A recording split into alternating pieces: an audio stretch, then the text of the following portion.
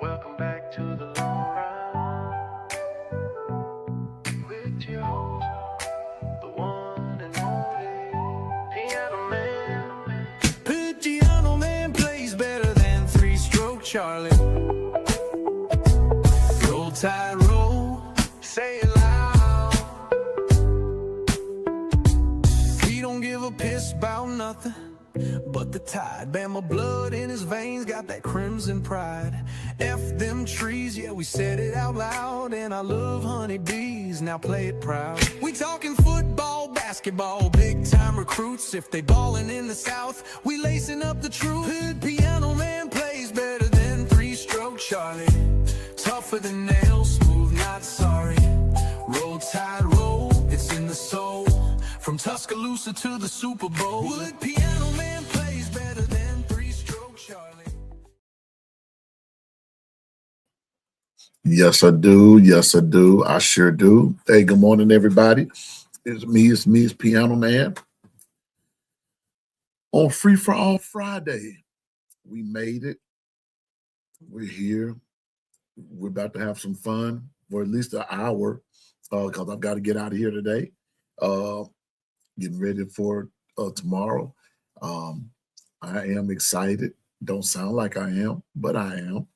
I mean, I'm doing everything I can do to hold my giddiness down because tomorrow, it's we're going to just meet up in T-Town. And so I think we're going to have a real cool time. I got to go ahead and do this so she can see this. But good morning, and y'all know who this is. Here we go.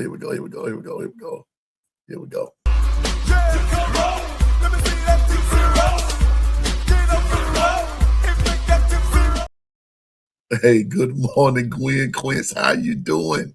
Good morning. What the business is, Gwen? You know, quit playing, girl. Act like you know. Roll Tide to you, Gwen. I know you working and all that good stuff, so I want to go ahead and get yours in early. Wait a minute, let me do this one too while I'm at it. Going on. Oh, there it is. Can you dig that, sucker? What's up? What the business is, Carla Hinton? Roll Tide to you. What's going on with you? What the business is? You know, girl, quit playing and act like you know what the business is. Don't have me come over there. You know it, Gwen. Don't have me come over there and tell y'all what the business is. And I ain't had my morning coffee yet. All right. Good to see you. Good to see you, Carla. Good to see you. DSGB84. Good to see you, my man. That's my brother out of Georgia. Representing them dogs. Sick 'em. What's up, my friend? Roll Tide Roll. Good to see you. Good to see you. Good morning, Stephen Hicks and the Voices of No Mercies. Now, Stephen, we gotta have to change up on yours a little bit. We had to do some modifications on yours. There were some things that quote unquote a higher power wanted us to change. So we got to change up on yours a little bit, but the Voices of No Mercy and along with you and OG Gill and No Mercy crew will have your walk-up music in a little bit. Good to see you. But Roll Tide to you, Stephen. Yes, sir. Good to see you, my man. Good to see you. Good to see you, Zach. Zach, did you get my message? I hit you back yesterday and just told you where we're going to meet at. We're going to meet at the elephant statue there by the stadium. And we're going to meet there. That's right up from from right where you first walk into the stadium at. So we'll meet there at 10 o'clock tomorrow, and then we'll go from there. Okay. Looking forward to meeting you and Marty. And just looking forward. I heard Marty give me a shout out over there on Ron Fowler yesterday. And so good to go. Looking forward to seeing you. Yeah. Roll Tide Roll, good to see you. Roll Tide to you, bro. Hope to see you at A-Day. You're coming. Frankie K, what's up? Roll Tide, good to see you. Good to see you. Hope everything is well with you. We're going on up the hill here. I saw them Stephen Hicks, Gwen. It's all them DSGP, Zach, Allah. Let me see who else is here. Uh-oh.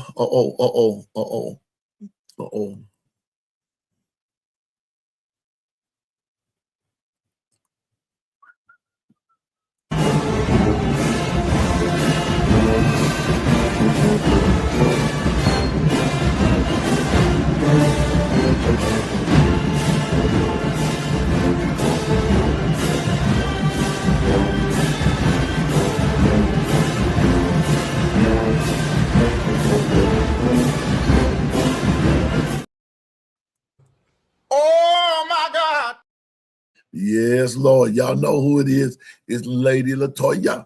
Yes, sir. Yes, ma'am. What's up? What the business is, Lady Latoya? Lady Latoya, I sent you the link there. I hope you can get on, but if you're not able to, I understand and everything. But it's Free Fall Friday. I wanted all of the gumbo chefs on this morning and everything, and just to see how everybody was doing. Yeah, Lady Latoya, we all gonna be there tomorrow. We're gonna be representing well. I think we're gonna have a pretty cool crew going on over there tomorrow. And so I think it's going to be cool. All right, let's go back down to the bottom of the mountain. Let's go back down to the bottom of the mountain. What's up, Twister? Hey, man, good to see you, Twister.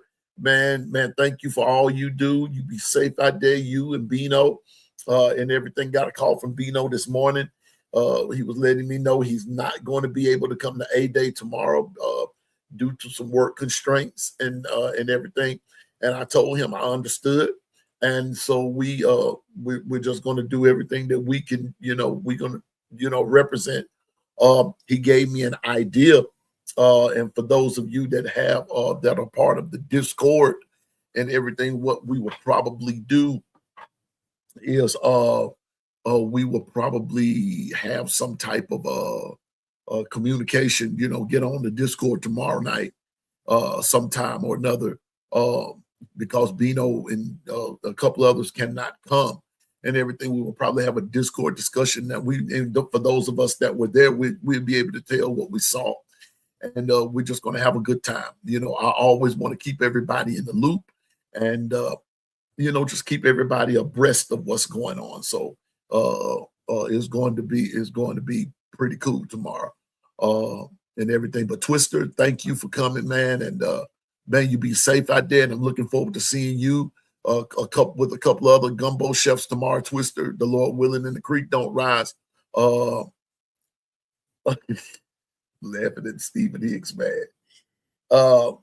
Looking forward to come you and a couple other gumbo chefs that are able to make it and everything. And so just good to will be good to see you. What's up, Bama Hater? Good to see you, my man. Hopefully, Bama Hater, we'll be seeing you tomorrow. You and Legend. We will hopefully we'll be all doing some stuff tomorrow. And everything, and Bama Hater, ain't nobody gonna jump on you. You ain't gonna jump on nobody either.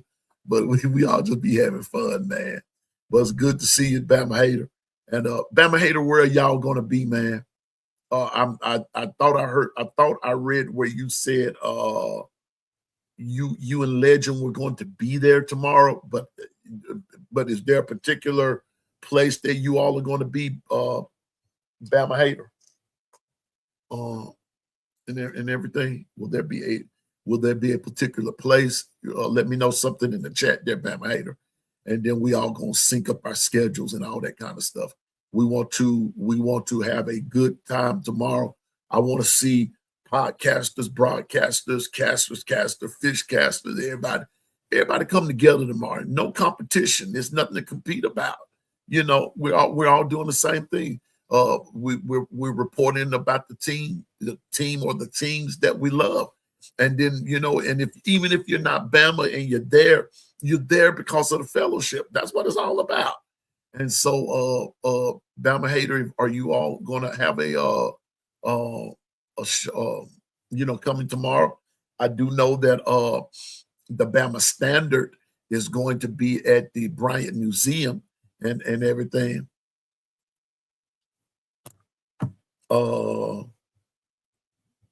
Tomorrow, so we're gonna have a lot going on and everything. So gotta check with Legend because he has to do the Game Time show on. Okay, cool. But if we come, we'll meet up at the station. Gotcha, Bama Hater. Sounds like a plan. Gotcha.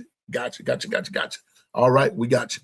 So it's gonna be fun. We're just gonna have a good time. Well, y'all, what we're gonna bring to the stage. You know me, I'm not going to prolong the time. We're gonna bring to the stage none other than my cohort, my riding buddy. The man, Mr. Boomer Sooner himself. He is forged forward only forged forward only by fire. And it's none other. It's the Bishop, y'all. Good morning, Bishop. What's going Good on? morning. What's good? What's happening? What's happening? Oh man, everything happening. What you want to happen, Bishop? What you want to happen? I hear you. I hear you. Want to happen? Hey, is anybody ready for some football? Man, I'm ready, man. I'm so ready. I'm having to really contain myself, and but I'm not gonna say I didn't sleep that good, but doggone it, I kept listen. Y'all gonna laugh when I say this. I kept dreaming about people fighting last night. I kept What did you dreaming eat? about. What you eat late last night? What you eat? Oh my goodness gracious! What did I eat? Oh, yeah, I know about that. Mm-hmm. No, it wasn't that. Whatever that is. Whoop! I almost lost my book. No, it wasn't that. Now trust me, it wasn't that. Listen to Carla here, no old piano man. I kept dreaming about people fighting. They were fighting. Folks was trying to have church. They were out in the parking lot fighting, and then they were in this storefront church, like in a strip mall type place, and folks were over in the other part of the mall fighting, just fighting. You know, let me see what did I know what I ate last night. Fish. I ate some fish.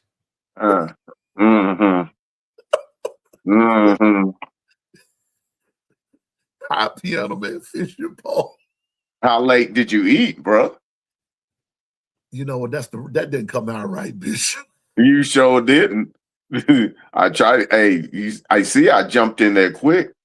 That didn't come out right, Bishop. How late did you want to see now look at you. You got Carla here and you got her started. It is free for all Friday, so I can't say anything.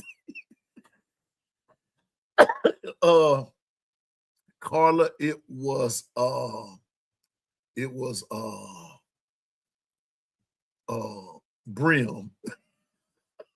Mm-hmm.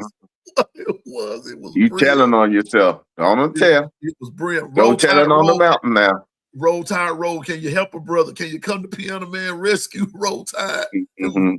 Ken the Bama fan, Roll Tide to your brother. You know, Ken the Bama fan, can you come to a brother rescue? They tried to get me early this morning. Yeah, I had some fish last night. It was brim. All right. And it was good. It was very good. I bet it was. Yes, it was, man. I was dreaming about fighting. I really was. But but it was very good eating. I went fishing yesterday. After we talked, Bishop, and everything. Right. Told you what was up. Went fishing yesterday. Saw this big old snake, bro. Big old snake. And it saw us sitting over there.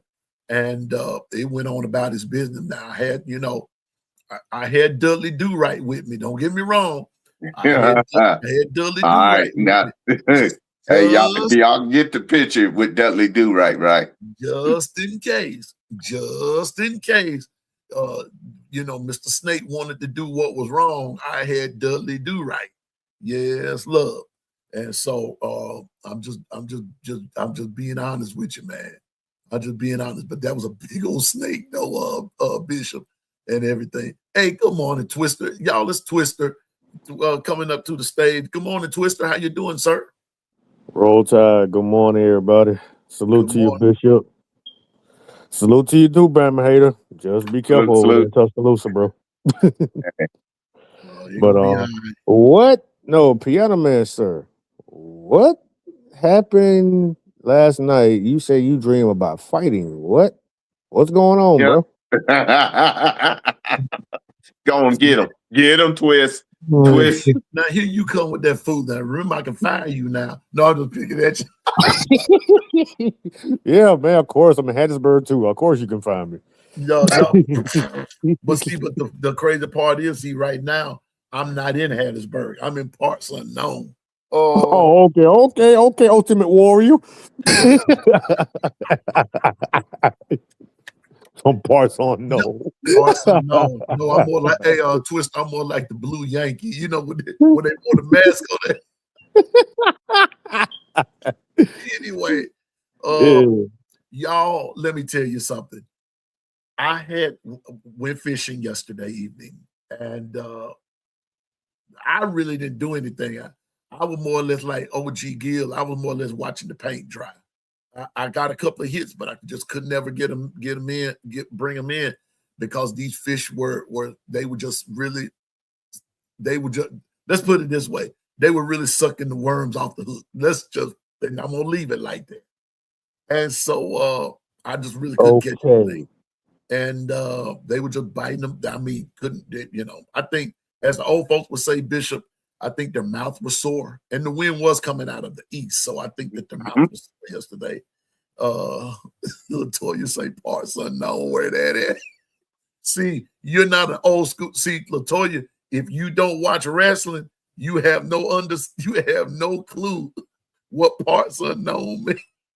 See, Twister called it right off the bat.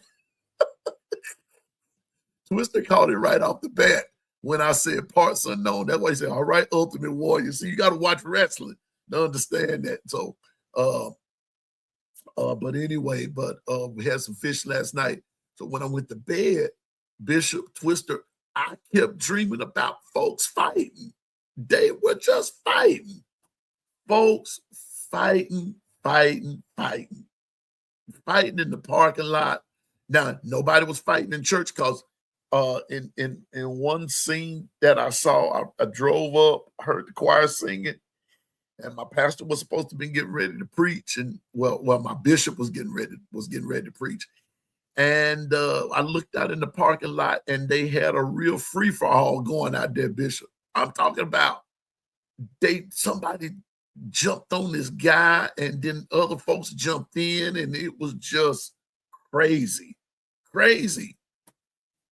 I don't know what brought all of that on. So, Bishop, I'm just being honest with you and Twister. All I know, I ate fish and onions. I had some fish and some fried onions.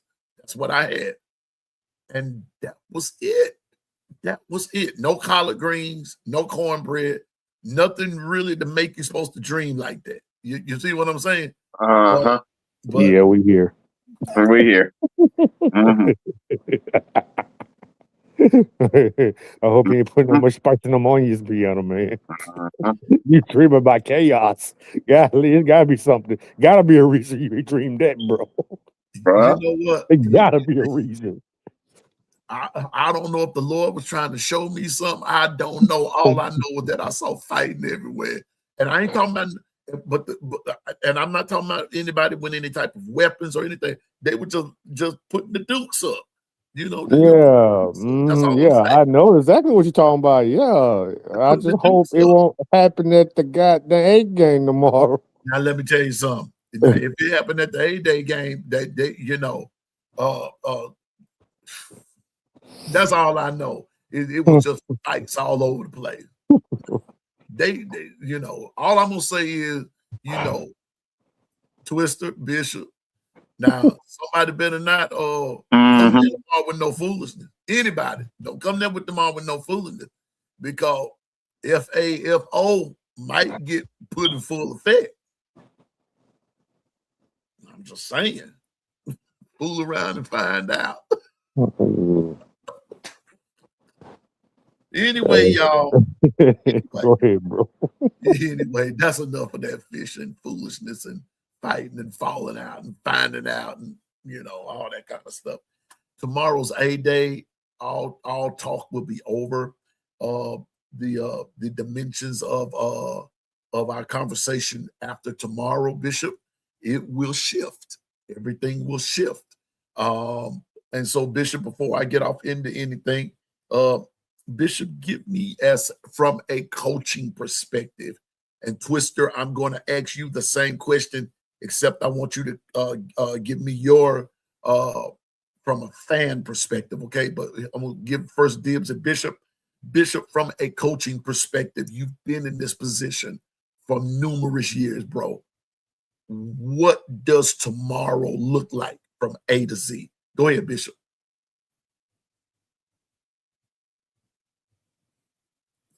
Bishop, are you there? You muted. Bishop. Bishop, you there? Well, he's muted. He got his call. Well, Twister, go ahead, bro. From a fan perspective, what are you looking at from a fan perspective, leaving last year out, just from Twister's eyes to the field? What will Twister be looking for tomorrow? Well, I'm gonna see how much they developed from last year, especially from the quarterback's position, and see how far did they go. And even though they kind of make mistakes, they can learn from that game and go back to work to clean it up. It's basically, it's basically half scrimmage and half football game. It's both. It's basically watching them practice live. Yeah. And they can see like how the O line would gel against both quarterbacks, or maybe all the quarterbacks might hit the field. And then maybe it might be like the first string versus the first string, like the starting quarterback versus the defense, or maybe just maybe let's just say Jet and the other quarterback might get a crack at the number one defense and see how good they'll do. I would say like some of those quarterbacks can test their skills against the starting defense, see how far did they accomplish against the pros like a Xavier Brown, Rick Morgan, Sal, Bray Hubbard, all those guys out there. Test it on them. Or they could just test it on the second string defense and all that. All of them, just give it just wonder how far did they go into practice for the past month. The running, how the offensive line will pardon the Red Sea for the running backs to run through. And, we like I said before, all of them, the whole team, including the coaches, actually gel as one. I know it's still early in this off season, but I want to see how far did they progress. Did the wide receivers, know how to block a little bit, chicken fight a little bit, or get open for a catch? We see what Ryan Coleman Williams been doing, Sadarian Morgan, and the rest of those receivers in that group, and Lottie Brooks. Let's see how far did they overcome. If they mess up, they can go back and practice even harder to develop their skills even better. It just, to me, it's just like they testing themselves out how far they came. Because last year, and we keep telling it for years. I mean, not for years, but since the whole season, how the running game was not there. The offensive line was terrible. Ty Simpson was Michael Jackson in the backfield, dodging sack after sack, trying not to get hit, even though he was injured, still try to show the will to win. All I said to the O-line, personally, and as a fan, please protect the quarterback like y'all protecting the president. That's all I'm going to say, as much as y'all can. It's just like they have a raid out there. They're trying to get to the president, and there's security agents, the Secret Service agents out there blocking the guys to protect the president. I'm not gonna say they're gonna be as good as those guys, but you know what I'm talking about when it comes to that. Try to protect the quarterback as much as y'all can so he can light up the field and decide to do a halfback draw and just slant it to the running back and everybody thinking that he's going for a pass and he can sneak the running back down the field. So and the defensive wise, defensive linemen, we don't know, they are all basically new on the D line, except Simmons, I'm assuming, and the edge rushers and Pierre. And the middle linebacking core is weak because we don't know who is going to dominate that spot. And the secondary is basically elite because they all coming back. So we just want to see how far did they go during the practice. and this motivate them from last year so they can do better, so they can prepare for the season. That's all I gotta say on that, and that's my opinion, sir. All right. Uh, one thing I would say though, Twister, when you make the statement about the linebackers being weak, I would change that terminology and say to be determined. Yes, sir. Because you came back up and said because we don't know, and you're exactly right. We don't know. I understand which way you're coming from about the weak part, and that could be also a correct term because of the fact that because we don't know, we're not sure. But the one thing about it though, Twister, I like the way that you frame some things, both offensively and defensively. And if you notice throughout our whole conversation, when we started talking about A-Day and begin to put things together and things like that, we didn't talk about the DBs much because there's really nothing to discuss. Hey, good morning, Stacey Go Dogs. Good morning. Good to see you. Good to see William Bryant. Now, William Bryant, I see you hospital. Are you okay, sir? Are you okay? We just need to know. Man, have a good, quick recovery, bro. Yeah, God bless please, you, sir. thank you, and let us know what's going on. We, not trying to be nosy, just want to know if you're okay. Just want to know if you're okay. But Twister, there's nothing to discuss about those DBs, man.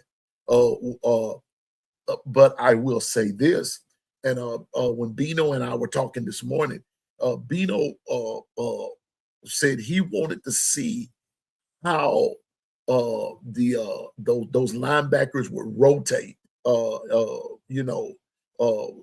Where rotation is concerned, or those places that those places that might require some rotating in and out. He wanted to see.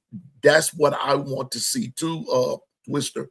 As far as the defense goes, who's going to give me the best gel on both sides, whether it's the crimson side or the white or the white side? Who's going to give me the best gel? You know what I mean? Yeah. I want to see who's going to gel. Okay, let's start with the offense. Let's go back to the offense because we've been talking about them a while, but let's just go back to the offense. And I want to look at the O-line. That's all I want to look at. I'm not going to look at the tight end, wideouts, or running backs. I just want to look at the O-line. Why? Because that's where, in the words of LaToya the other day, Twister, it won't matter who's starting at quarterback. If that O-line is not gelling, she said it, I said it, we've all said it. From an offensive perspective, if that O-line is not gelling, then we're going to be right back at square one. To me, that's what I'm going to be taking. That's what I'm going to be taking my notes on every day. Wait a minute. I said every day because I'm looking at something Stacey Go Dog say. How can you guys talk about this every day like this? We just talk about it. We talk about it. Stacey, I guarantee. Matter of fact, yeah, I guarantee you, Stacey. I don't know if you're on TikTok or not, but there is a guy on there called the Dog Father. I think that's his name. I think that's who I'm friends with. The Dog Father. All he talks about is Georgia. That's all he talks about. Day in and day out. So we do it. We do it. We're real fans. We're real fans. But I'm a sports guy, though, Stacey. I ain't hoppy or nothing, dear. But hey, this is just something we love to do. Sports is our passion. I'll check him out. Yeah, check him out, Stacey. The Dog Father, I think that's his name. But yeah, he talks about Georgia. He talks about Georgia football. I'm on his he and I chat from time to time, and everything when I'm able to get on, and everything. But yeah, we talk about this every day. We do. Now we do talk about other stuff, but we love we just love our Alabama Crimson Tide. But anyway, Twister, that's what I'm going to be taking notes on tomorrow. I've got my pad ready, pen ready, and everything. I'm going to be taking notes. I'm going to be looking on both sides, crimson, white. But when we look at that O-line, now we know you got Racing Delgado, Javen James, Ethan Fields, William Sanders, Casey Poe, Michael Carroll, Jackson Lloyd, Nick Brooks, Ty Haywood, Caden Strayhorn, Mel Waldrop Jr., Jared Daughtry. You've got Bryson Cooley, and you've got Chris Booker, Bear Fredwell, and Tyrell Miller. That's what you have tomorrow. That's what we have on. Those are your. I think those are your offensive linemen. That's what we have going there. And so, with that being said, Twister, that's what I'm going to be looking at tomorrow. Paying more attention to what I would like to see happen as far as a particular position group is concerned. I'm more or less looking at O-line. I know that a lot of people are going to want this, that, and the third. They're going to, and I was listening to Clint Lamb and someone else he was talking to, and a lot of things came up about Keelan Russell and Austin Mack. But I'm still going to throw this question in there. What if Jet Thamala or Caden Tower comes up and begin to emerge? How will that conversation change? And guess what? That is a potential possibility. Those guys are good. They're not just there for their health.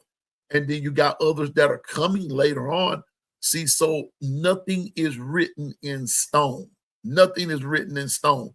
But for me, from an offensive perspective, for me right now, I've got to say this that I've been saying for the last year, that the O-line, and like LaToya said on the show the other day, if the O-line is not dwelling, if the O-line is not gelling, then it won't matter who's what on the offense. That O-line has to gel this year.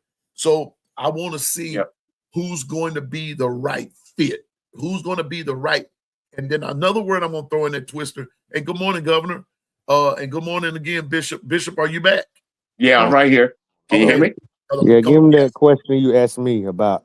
Yeah, I got it. Because but I just got him from a different. I got him coming from a different angle. I'm looking at the word consistency. Okay. And I've got to, and I'm going to see who's going to be consistent in their block. My main position group that I'm looking at tomorrow, I'm going to just tell you now, I'm looking at the O-line. O-line, D-line. That's where I'm looking at. Why? Brand new. Nobody from last year is there. No starters. None. I'm looking at this brand new. So I want to see how that is going to potentially look. We know it's practice. We know that it's going to be a glorified scrimmage game and everything, but it's nothing wrong with me taking a look at what the potential of it can look like. And like what Bino said this morning, especially who's going to be doing what in the line. I want to see that. So before I go any further about this, I want to go back to Bishop right quick, and then I'm going to go to JB, because I want to throw something else at Governor on the same question. Bishop, from a coach's perspective now, Twister gave it to me from a fan perspective. I need you to give it to me from a coach's perspective. Okay. What do we look for tomorrow? If you were coaching, what are you looking for tomorrow? Definitely we're looking for consistency. We're looking for first steps. I'm also looking to see intensity and paying attention to the details. On top of that, I'm also evaluating and observing to see who any assignment busts, to see who's been paying attention.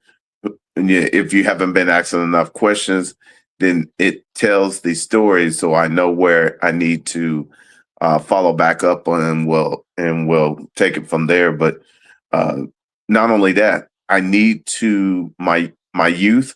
I need to see where they're at in their development, because that's going to be highly important. Because in this day and age, we got to be able to maximize all of our efforts, and some of them are going to be called upon. So I need to see where you at in your maturation and your learning process, and then go from there. I hear you. And Bishop, let me ask you this. And we were just talking about the O-line, and I'm going to sort of fast forward. Gotcha. All of that you gave me, do you look for that same, or do you have the same approach even for the defense? Absolutely.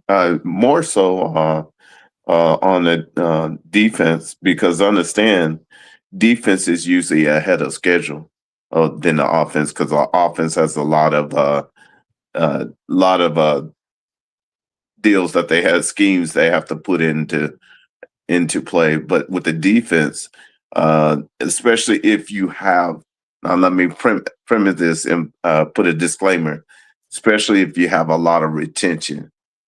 But if you don't have a lot of retention, then it's even that more important to see where we're at and what's going on, and where do we have some concerns that need to be addressed, so that way we put down what we're currently aware of, and what we do well, and what we need to keep working on. I got you. Hey, good morning, Governor. How are you doing, sir? Morning, fellas. Good morning, y'all.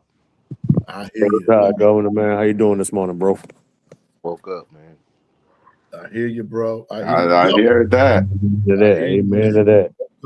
Well, at least you wasn't dreaming about nobody fighting. But Yeah. anyway, He over here dreaming of somebody fighting. Yeah. Yeah. I don't know what it is. I don't know. Anyway, We're gonna leave him alone. Yeah. I'm not even gonna worry about it now, but I am gonna eat me some more fish later. I don't know. But anyway, Governor, from a evaluator / GM perspective, going into tomorrow's A Day, what would you look for? You know how when you jam your toe on the edge of the bed? When you jam your big toe on the edge of the bed, normally what you do is grab it, right? Yeah. The next thing that you'll feel is a pulse sensation, right? Yep. I want to see if our team has a pulse. Okay. So the reason why I say I want to see if our team has a pulse is we have all the negativity from us. I'm not gonna say from us. I'm gonna talk from me, and what we've seen from last year coming into this year, from former players. The negativity and the comparison and the judgment on their talent, their skills, their knowledge, their team. Do y'all take that to the field tomorrow? Yes, it's against each other, but right now, this is the time where you're supposed to be fighting for your spot. Point blank, period. Pick out all the noise, and I want to see 22 guys that's going to start, that's going to have a pulse. I know I came in and you was talking about the other quarterbacks. Me personally, how I would take it, if I was Keelan or Mac, if I hear about any other quarterback potentially taking my spot, I got two questions. And one, am I good enough? And two, do these coaches even know what they're talking about? Because the reason why I brought that up is because last year we had this same conversation and they wanted to be loyal to one quarterback, that it seemed. Of course, us fans want our particular player, regardless of what position it is, because we watch highlights, we watch recruiting, all that. and we could people that's actually been involved, that's there, can see who's been grinding it out and being better. If you're wishy-washy with your quarterback decisions right now, that's a bigger issue than before we even hit the season. Mm-hmm. It just is. And it goes back to when your assistant coach bring naming starters or naming a starter, regardless of the fact you named the starter. If you're able to do that, they might be going. I'm just giving you my opinion now, y'all. If you come out and make a starter, if you name a starter before A Day, these kids might be overworking themselves so they could be named a starter. Being a starter at any type of level of sports is a marathon. It's not a race. It's not a race. You have this whole summer, off season, summer, all that time to get your craft work. You can't get a starting position after 2 weeks, man. And I think that's where the mentality is. They're trying to do everything right. Oh, we want everything right now and right then. It don't work that way. You're going to have your obstacles that's going to come in. You're going to have other things, outside noise, family, friends, talking. You're going to have all that. Are we teaching our kids to have the mental capacity of controlling their emotions, their strategies, and their efforts to put into where they need to go? That's why I say, who has a pulse? Pulse is somebody that's going to actually do things in the right way, but do things to make themselves better, not just to do it to please the other person. Because then you're not doing it for you. You have no why. I don't know. I got you. Well, let me ask you this, Governor, and I've taken some notes. I've taken some notes on what all three of you have said, and I just have one question. Well, really, I have two, and I'm gonna let you pick out which one you want to go. If you said you talked about the pulse, and that's a strong, deep statement, but as an evaluator GM, Mm-hmm. if the pulse weak or strong? If the pulse is weak, then what do you prescribe? What's the remedy for the weak pulse? The pulse is weak. Um. Well, of course, change is going to be a word, but I know you're looking for something broad. Because I know the question. If the pulse is weak, then you got to look at you have to look at the top, man. You have to look at the top because the pulse starts with the top. It don't start with the players. So we really need to figure out who is who is allowed in the room to save that individual. I just went to like a hospital type of thing. You're in the ER, your pulse is dilated, your eyes are dilated, your pulse is really low.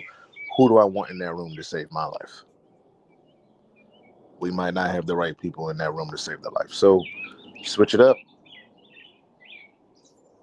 Switch it up. Something's got to have to change. Everything is going to have to start with the coaches. I'm not gonna stray away from that.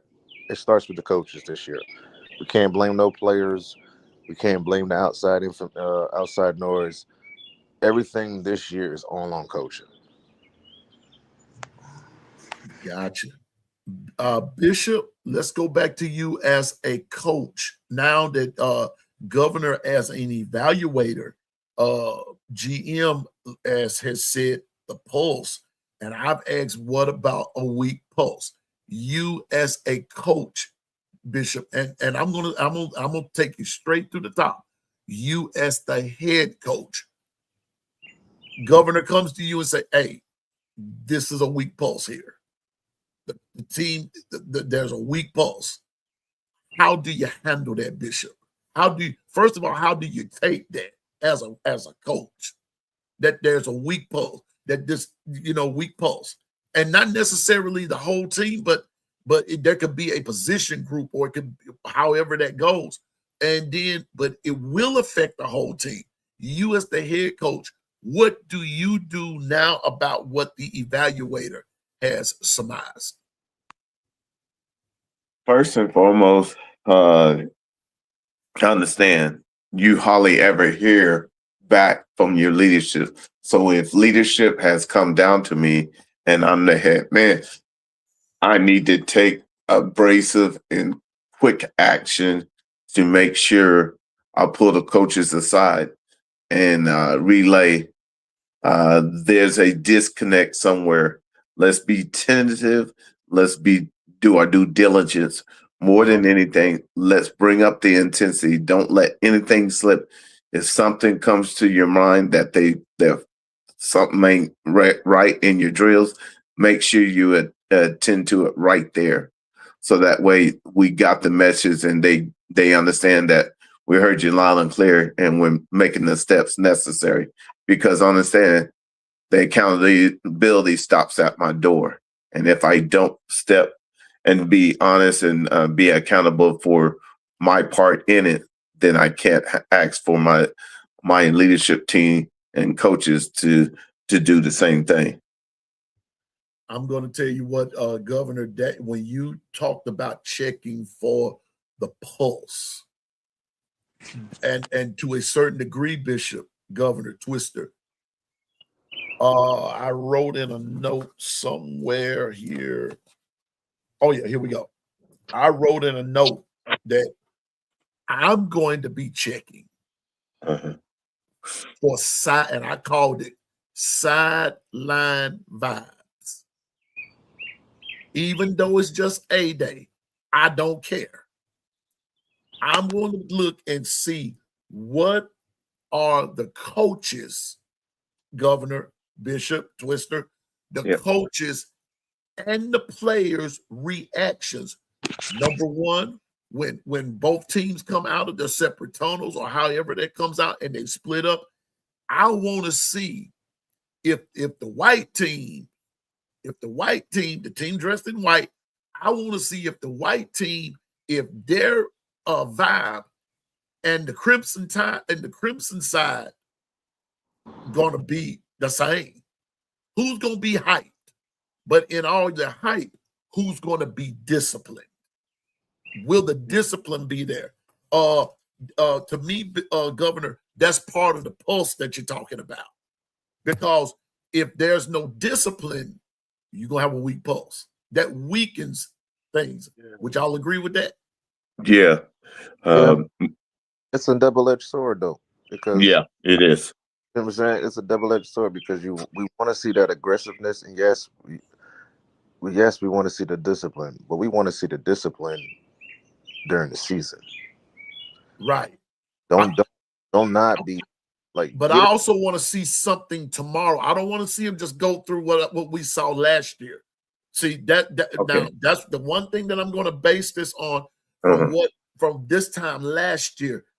I'm telling you, Governor, I'm telling you, Twister, I'm telling you, Bishop, last year, it was like, in the words of my late dad, God rest him, it was like something he said, they acted like they had dead lights falling off of them. Now, here's the thing, though, P.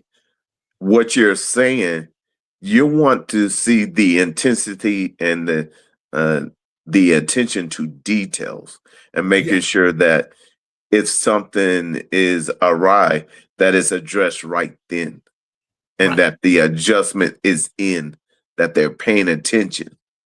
I get that part. That part is that's one of the main things that needs to be brought through. And that's why you would miss a pulse if you're lackadaisical in that area as us as coaches, and we just allow for a sloppy, galoppy standard to persist.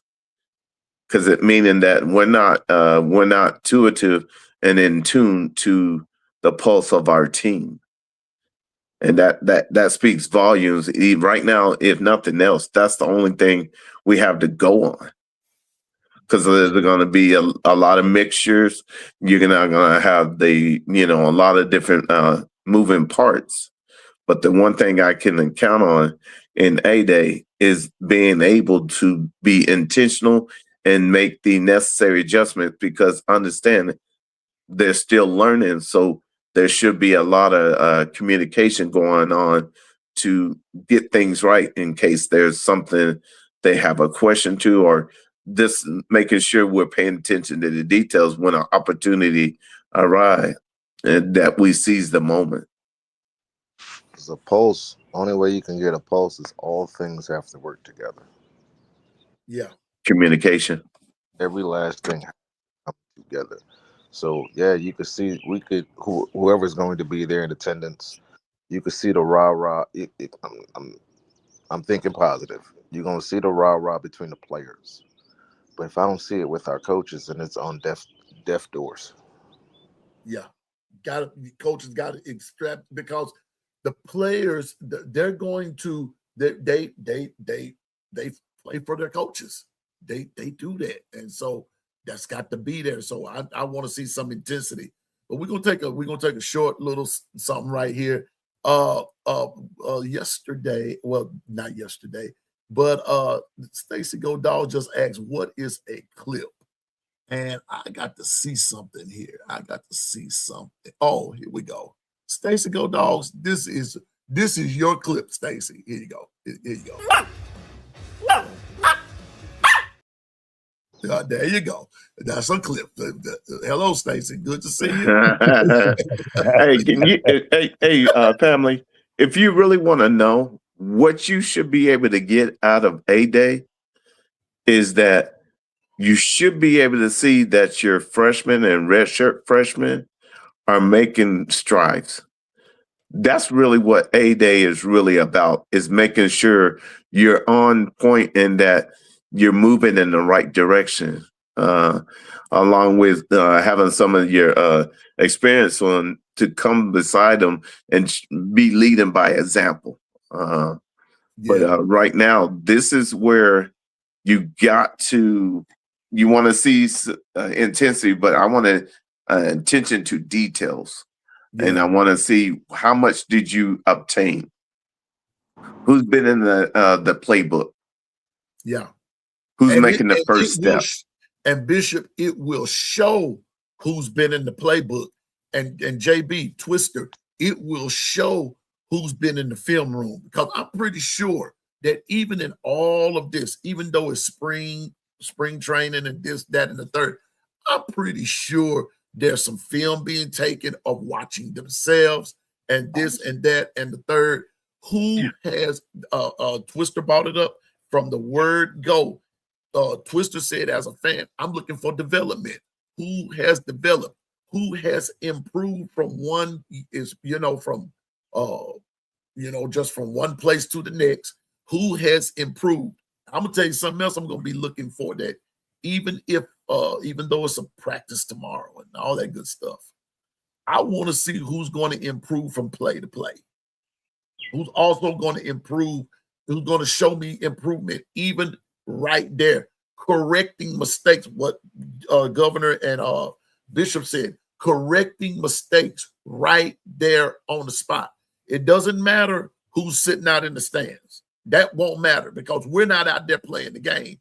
But who's going to take the time to call out call out what needs to be corrected, and will that player receive the correction and correct it right then, right there, so we won't carry over into the fall. When fall camp comes, we won't be having these spring training problems. Then you're gonna have a week 1 problem in week 9. No, that can't be. And this is why when we speak, it sounds negative to certain people. But that's why I'm like, yo, it's not negative. It's, you see how many questions we have? We have a lot. So I'm with you. I'm with you, Governor. Yeah. And to piggyback off a Governor, just think about it. Right now, the main thing you're really trying to see is who is obtaining enough information to know we have a starting place, Yeah. and Yeah. where do we need to broaden the horizon to make sure we bring everybody on? Because we can't. You got to remember, we're still moving for the gauntlet. You still got to make sure you have enough people that's up to a certain standard by the time you do kick off. So in that, right now is very important on making sure the first initial steps and the aggressiveness and the retention has to be there. Even with our young people, we know they're gonna miss some, but I want to see how much have they retained that we thrown at them, Exactly. and so that way I can develop a summer routine for them to be able to work on by themselves. You know, And on top of that, after the A game, it's gonna be more questions than we have answers. Like the great Roddy Piper would say, "Y'all think y'all got the answer, but I always change the questions." So it's basically like we thinking we have the answers, but it's always more questions than answers because we will see after tomorrow that how they improved in the spring or from last year from the ferocious, terrible offensive line play and the running game. Have they improved? As a fan in me, have they improved from last year? And have they gotten better since last month, since spring camp? Let's see that those guys improved and to develop enough to let them know that they are going on the right path to getting better and better as the offseason progress till we get to the first game of the season. Right. yeah, I thought y'all was gonna say this. I was being nice, but we're gonna really put. We're really. I'm just gonna take the elephant out the room right now. Go ahead. Nobody didn't say it. I said coaches, right? Right. So the outs, no, the fans and me, the fan in me. If I was going there, I'm going to look up the player that was named a starter. Uh-huh. I know where you're going. Go ahead and say it. Put it Oh in. Lord. Go ahead, Governor. Go ahead and preach, bro. Just saying, I'm going to look. You put out a narrative, not really a narrative. You made a statement, or a statement was made that was put out to the ears of ours at a position that we know we struggled at. Right? Right. I'm going to be looking at him all day, because if I see any type of lackluster, no effort, being manhandled. Now I'm looking. Not only you put pressure on that player by naming him a starter, but now I'm looking at you as a coach because you made this decision. So now I'm making a judgment on, can you coach this team? Because if we see him go out there and get manhandled, oh no, I gotta Well, choke. Governor, you sort of beat me to it because that's next on my list after you I've already got that written down. Matter of fact, that was the first thing I was going to discuss, but I decided to take an opposite approach with it and everything. And I wanted to talk with you all about from being a fan, being an evaluator, and being a coach. But I'm going to the coaching staff, and this is all something else that I have written down here right before the show came on. I'm watching 8 coaches, 8 of them, 8. Damn, 8. that's a lot. Yeah, I know it, but and I have a reason. I have a reason. Uh, First of all, I'm watching Brian Ellis, the quarterback's coach. I want to watch his relationship with all of the quarterbacks that we've named. I want to see because something Governor just said. Everyone else, with the exception of the offensive coordinator, nobody else has named or starting anybody.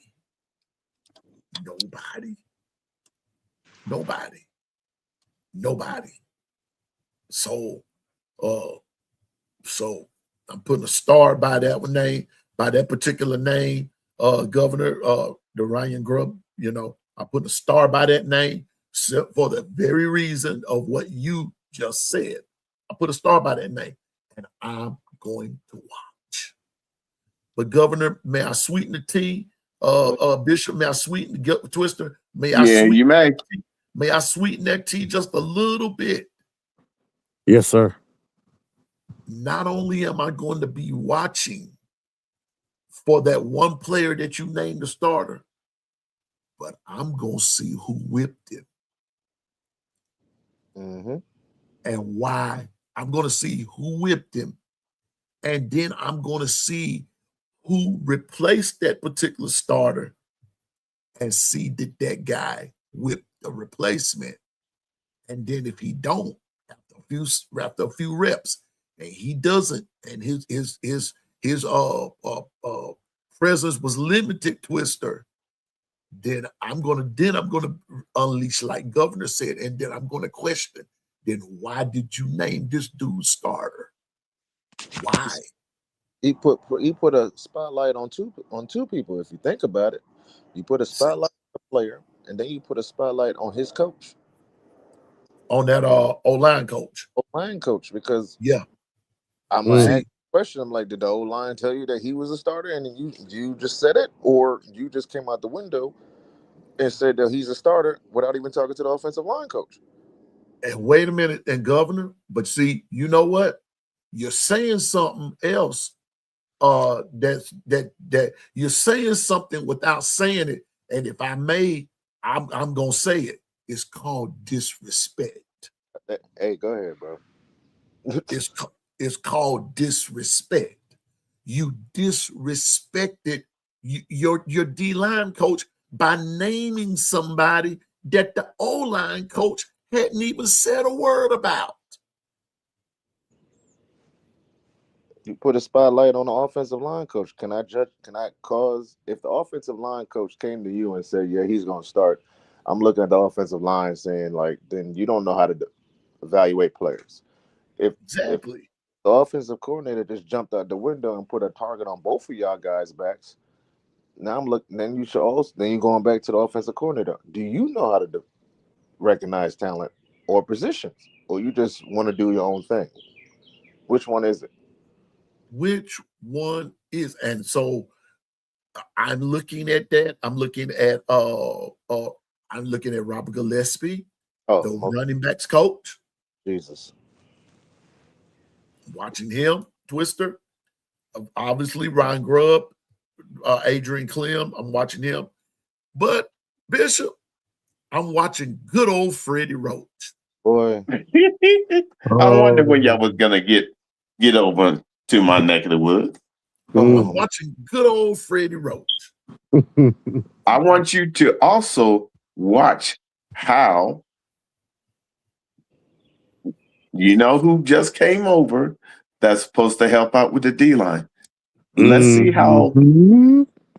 how intentional and how well the D linemen take to him, and see if he's energetic. I'm talking about Trent Simpson. Yeah. Yep. I'm looking at Freddie Roach. Well, that put the Jets on Freddie Roach. Now he got somebody that might replace him or might take his job. And I will tell you this, he does not play. If you miss a step, he is not going forward until you get that first step, because he knows how important, in order to throw that punch to stop force with force, he knows how important that is. And you can't lose minutia in the details. It's too big of a season coming up. Too much to work on.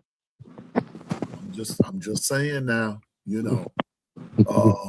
Coach Carl said, "Leave my Freddie alone." Okay. Okie dokie. The producer said, producer, good morning, Dwight, my producer. Producer said, I want to see if the coaches compete against each other. I want the coaches to me too. I want to see that. I want to see that tomorrow. Because you can't do, look here, you can't do it in regular season. So let's see some up here. Let's see some grumption right here tomorrow. That's what I want to see. Hey, is Trent I'm gonna say his name, Trent Simpson.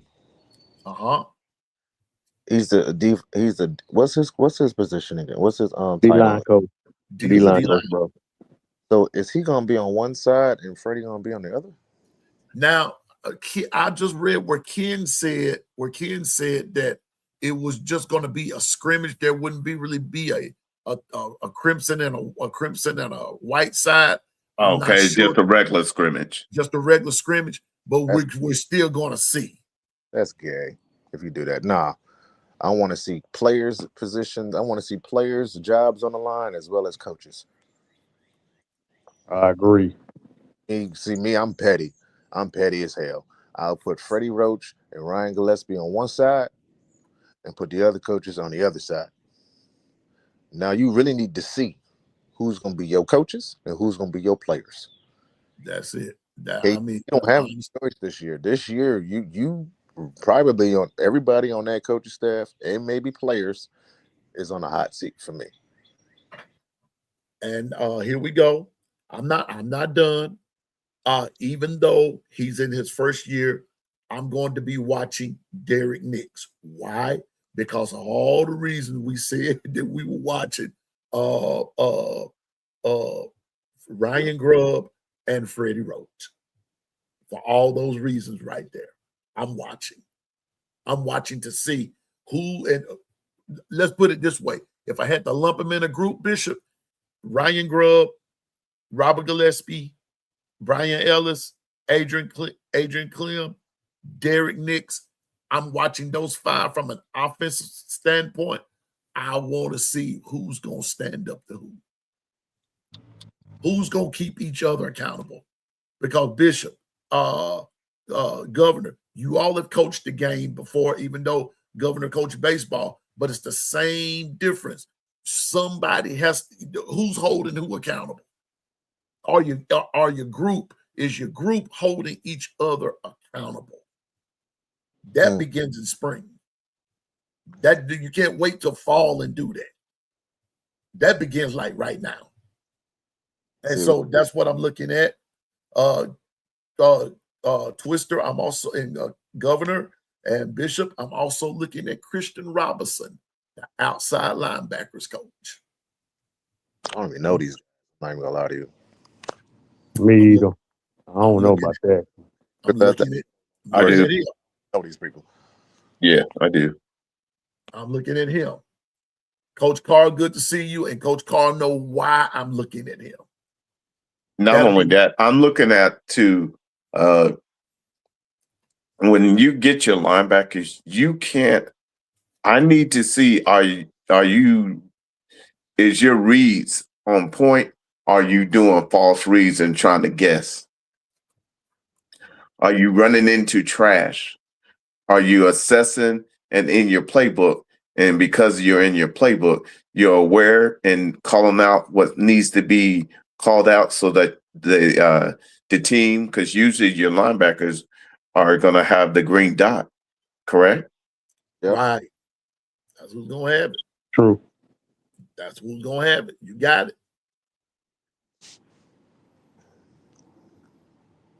And so, and the last person I'm going to look at, Twister, you and I discussed this the other day.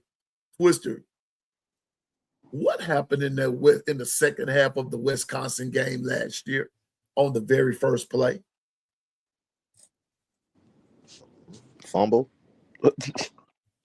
It's plenty of things like the running blocking, the pass blocking.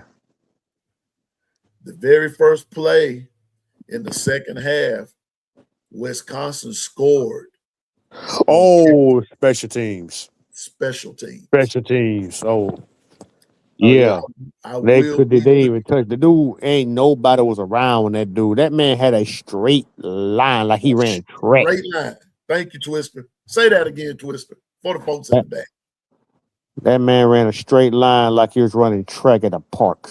It was that bad. Ain't nobody was near his lane.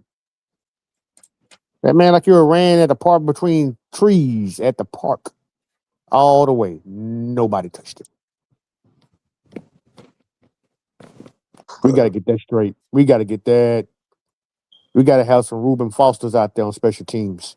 We gotta have somebody just to take out the run, the punt returner, the kickoff returner. We need some Reuben Fosters. We need some Matt Wilsons. We need somebody that can hit. And We need that bad. when's the last time we had a kickoff return touchdown? Was it J-Mo? I think Caleb Downs. Was it Caleb? Caleb Downs? Caleb Downs. Yeah. The That's a South long Florida time. game. Yeah, South Florida game. In South Florida. His freshman year. And I want everybody to understand, look how many areas of concern that we're talking about. You can't miss that. This is the most, everybody's on the clock. Period, point blank. Everybody's on the clock. Everybody but Kane Womack. In my opinion. Oh, yeah. Well, Kane Womack, he's not on the clock, but his seat is warming up because he got Perpin in his group that need to step up. They need to show improvement. Get rid But of. I put it like this: the defense ain't the concern. No, the defensive scheme ain't concerned. It's the personnel people putting them. It's the other assistant coaches. Right. That's what I'm saying. That's why I'm saying it's warming up because it's he's connected. He's the head of the defense. So anybody under his deal, it still links to him. So it's warming up because the simple fact is he needs to make sure they're in alignment and that they're in accordance to what we're trying to build.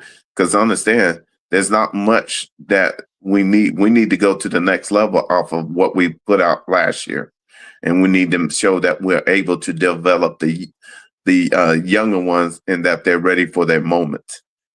I would say this. People are calling for Kane Womack's head. It's the scheme. Oh, no. Nope. Hear me out, bitch. Just hear me out. If Kane Womack was on Oklahoma's staff, how deadly would he be? With Venables? Yeah. With Venables? We may well shut this show down. Oh, but let me not use that. Let me not use that example because they'd be like, "Well, it's Brent Venables in it." Okay. Yeah. Go ahead. What if Kane Womack was with LSU right now? We still shut this program down. Ouch. Texas. Wait a minute. Or Texas. And watch this. And Texas already has, what's his name? Muschamp. So you can't use that. I want to put him on his squad.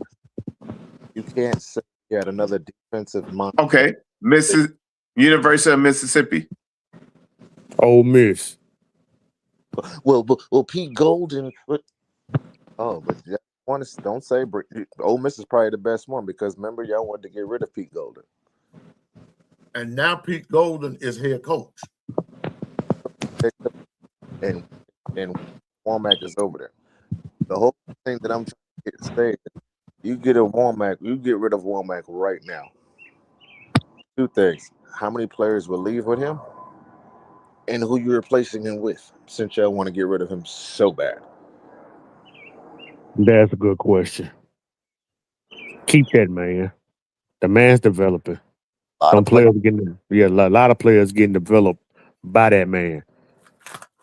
As the season went on, the defense got a whole lot better. A lot of would leave. the Ike Taylor Juniors, the Dijon Lees, the Xavier Browns, all those guys. There's a lot of guys that would leave with him. I got a Governor. question, and I Oh, ain't mean to get off subject. Go ahead, twist. Who is the special teams coach? Jesus. Anybody? Jay Nunez. I just talked about him. Mm, I'm watching him. I'm watching him tomorrow. please tighten that up. It was terrible. Not only that the Wisconsin guy ran a mile on us in the Wisconsin game, the Georgia game, every game, the kicking game, all of it. He needed a turnaround this coming up season. It was the weakest. Yes, we talked about the O line, but it's called special teams for a reason. I'm gonna stop you right there, twist. I'm gonna let you finish. Go ahead. Is a special team for a reason because it can morale your team to motivate them to play better, or it can demoralize you. It's an up boost to spark the team, or it can lay you down. Can I interject? Kickoff returns motivate. Field goals motivate. But if you miss or let somebody else run a touchdown, it's a make or break. It calls special teams for a reason. Punt blocks, punts, pinning players, pinning the guy other team back. That's why kickers and punters are people too, because they can change a game just like any other position. They ain't just they'll just say, "Hey, I'm going to kick the ball," and yay, no. The punter punched the ball to pin the team back far away from the touchdown as much as they can, and the field goal kicks the ball to add more points when we can't score touchdowns. Which is true. And the tackling on special teams. That's why I brought up the Reuben Fosters. He was the king of that before he became a starting linebacker. Matt Wilson, the same way. We need guys that can hit. Even some offensive players, like you saw where John Mechie knocked the old boy out from Florida back in what was that 2020. The guys that know how to tackle.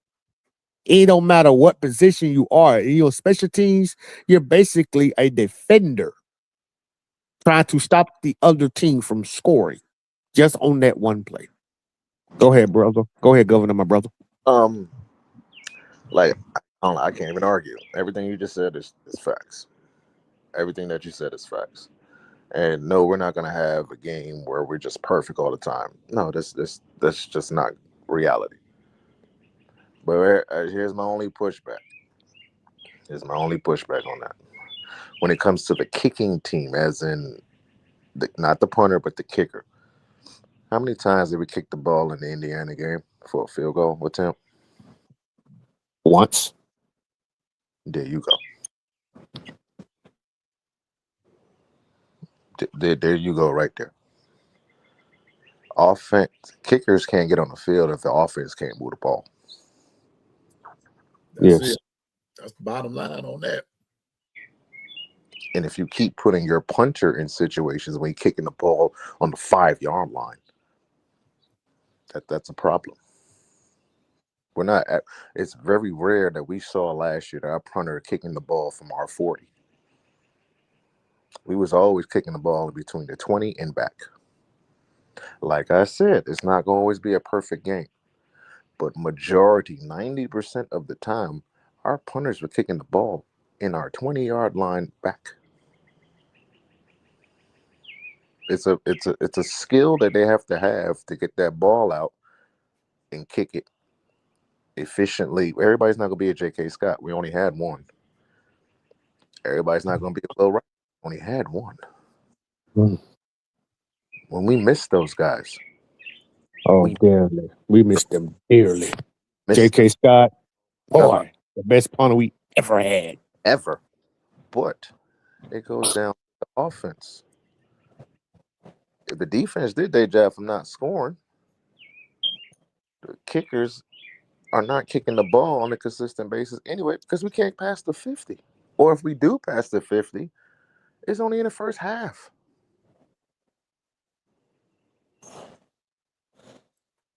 Our We offense, gotta do that through the whole game. We gotta be doing that the whole game, not just the half. I could live with a game if our kicker goes 5 for 5, 5 for 6. That means we're moving the ball. But if our kicker is only getting one field goal attempt, that's a problem. That's a problem. That's a problem. I'm gonna say this about what we're saying right there. But your field goal kicker has to also be able to kick beyond 30 yards too. The kicker also has to be able to maintain his own head and not lose his cool when something doesn't go right and everything. You know, he has to maintain, like what Twister said, they're people too, but he also have to realize that he's a part of the team. And you know, you going off on folks, that's where the boos came from because of your actions. So there's a lot of things kickers got to do, but they also have to be able to kick. You know, when that clutch comes, you got to be able to, this is a 50-yard field goal. You need to be able to make that. You need to be able to be money from that sometime. At least from 50 yards, you need to be able to make that. We don't have those type of power. We don't have those players. See, you know, so and you got to make some changes on that. That's that pulse again, Governor, that you're talking about. That pulse, the pulse. I don't know if anybody's ever had that. It's a scan that they do to check your blood flow and everything. Where they take this wand and they go up and down your legs, see, and all of that. That's what has to happen with Bama. You've got to have that wand to check the pulse to see, because what it's all about is to see what that wand is there for, to see if there's any blockage. That's what that's for. And if there's blockage, if there's blood clots or anything of that nature, that means you're in trouble. Well, from a sports perspective, in that football perspective, what's blocking you? What's causing you to that could possibly, potentially cause you to stroke out? That's what's happening. And so those things, what's Governor's saying, that's a part of the pulse. What can weaken your team, and it eventually weakens your team. If you don't address it, it weakens. Now, I asked when we were talking about the defense, who would replace Kane Womack? And as the world said that Deshae Townsend would be better than Womack. I beg to differ. And even though Deshae was a dog. He was a dog in high school. I watched him play in high school. He was at South Panola High. That high school, Bishop, was known as South Panola University. They went years and didn't lose a ball game. They went years. That was Deshae Townsend's high school. They produced guys like Eddie Strong. They produced guys like Deshae Townsend. It was somebody else that I forgot. A bunch of guys. A Pegues guy. I forgot his name. Those guys, they all won state championships in high school. And we all know that Deshae Townsend went on to play for the Pittsburgh Steelers. Now he's at Mississippi State, I think. I think he's a state as a defensive, you know. We can say, but my thing is, do they want to come here? And then that's the other thing. And you remember Bishop, not Bishop, Governor C and Bishop, before you all became part of us and everything. This is something that Governor addressed everybody was talking about replace. Okay, talk about replacement. Who's going to come? And then the second question was like unto the first one. Will they want to? There's some people that may not want to coach at Alabama for whatever the reason. And so therefore we don't know. See, so the only thing I'm saying is before we make certain statements in the absolute sense, you have to say, well, I believe or I think this is what would happen, because it goes back to like what Governor said. And Governor's been saying this for ever since they called for the firing of Caitlin DeBoer and Kane Womack and all that good stuff. Governor's main two question was, who are you going to replace them with and will they come? That's going to be the question. Will they? And some of it has, and Governor, correct me if I'm wrong, but some of these guys, it has nothing to do with finances. Nope. Nope. They just say it. It has nothing to do with money. They think it's all about the money. I'm like, no, it's bigger than that. It's bigger than that. It's much bigger than that. And so Deshae Townsend is an Alabama alum. So Ryan, so was Ben Davis. And I'm glad y'all on you and Governor brought that up, Piano Man, because some of them just want to coach it because they wants to coach for Bama. In a way, Bama, yes, Governor, you said it's not the standard, but Alabama is still Alabama, and they want to coach there because they love the tradition of the place that we call our favorite team in the world. It's Alabama. Some people they love the legacy of Alabama and what it brought. And someone will get there, they like, I'm so happy to be part of this. And the energy is there. Some of them don't care about the dollar. They just want to be there. Do we have some guys that want to do that just to be there? Yes. Or some of them just want to do it for the dollar. That's another yes. But I always like the ones that you want to go. They like the hell with the money. I want to just coach there and make the team better. The hunger, not the dollar. The big thing is, since Saban left, what have we built, or what have we added on to this there? I don't know, Governor. It's question. What have we added on to the legacy? Because guys are going there because of the legacy that Saban left. Saban got there and added on to the legacy that Bryant had. What have they added on since he left? Well, he only had years. But you nothing. Add something. You can still add something in 2 years. What have they added?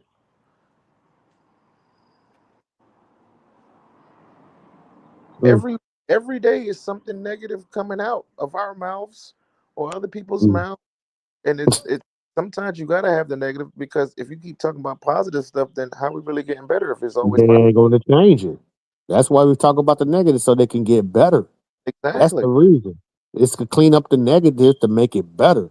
If we keep talking about, oh, he's doing fine, even though we're getting our asses all over the field, handed all over oh, he's doing okay. He just slipped and fell and broke his neck. No, bro. It's terrible. Clean it up.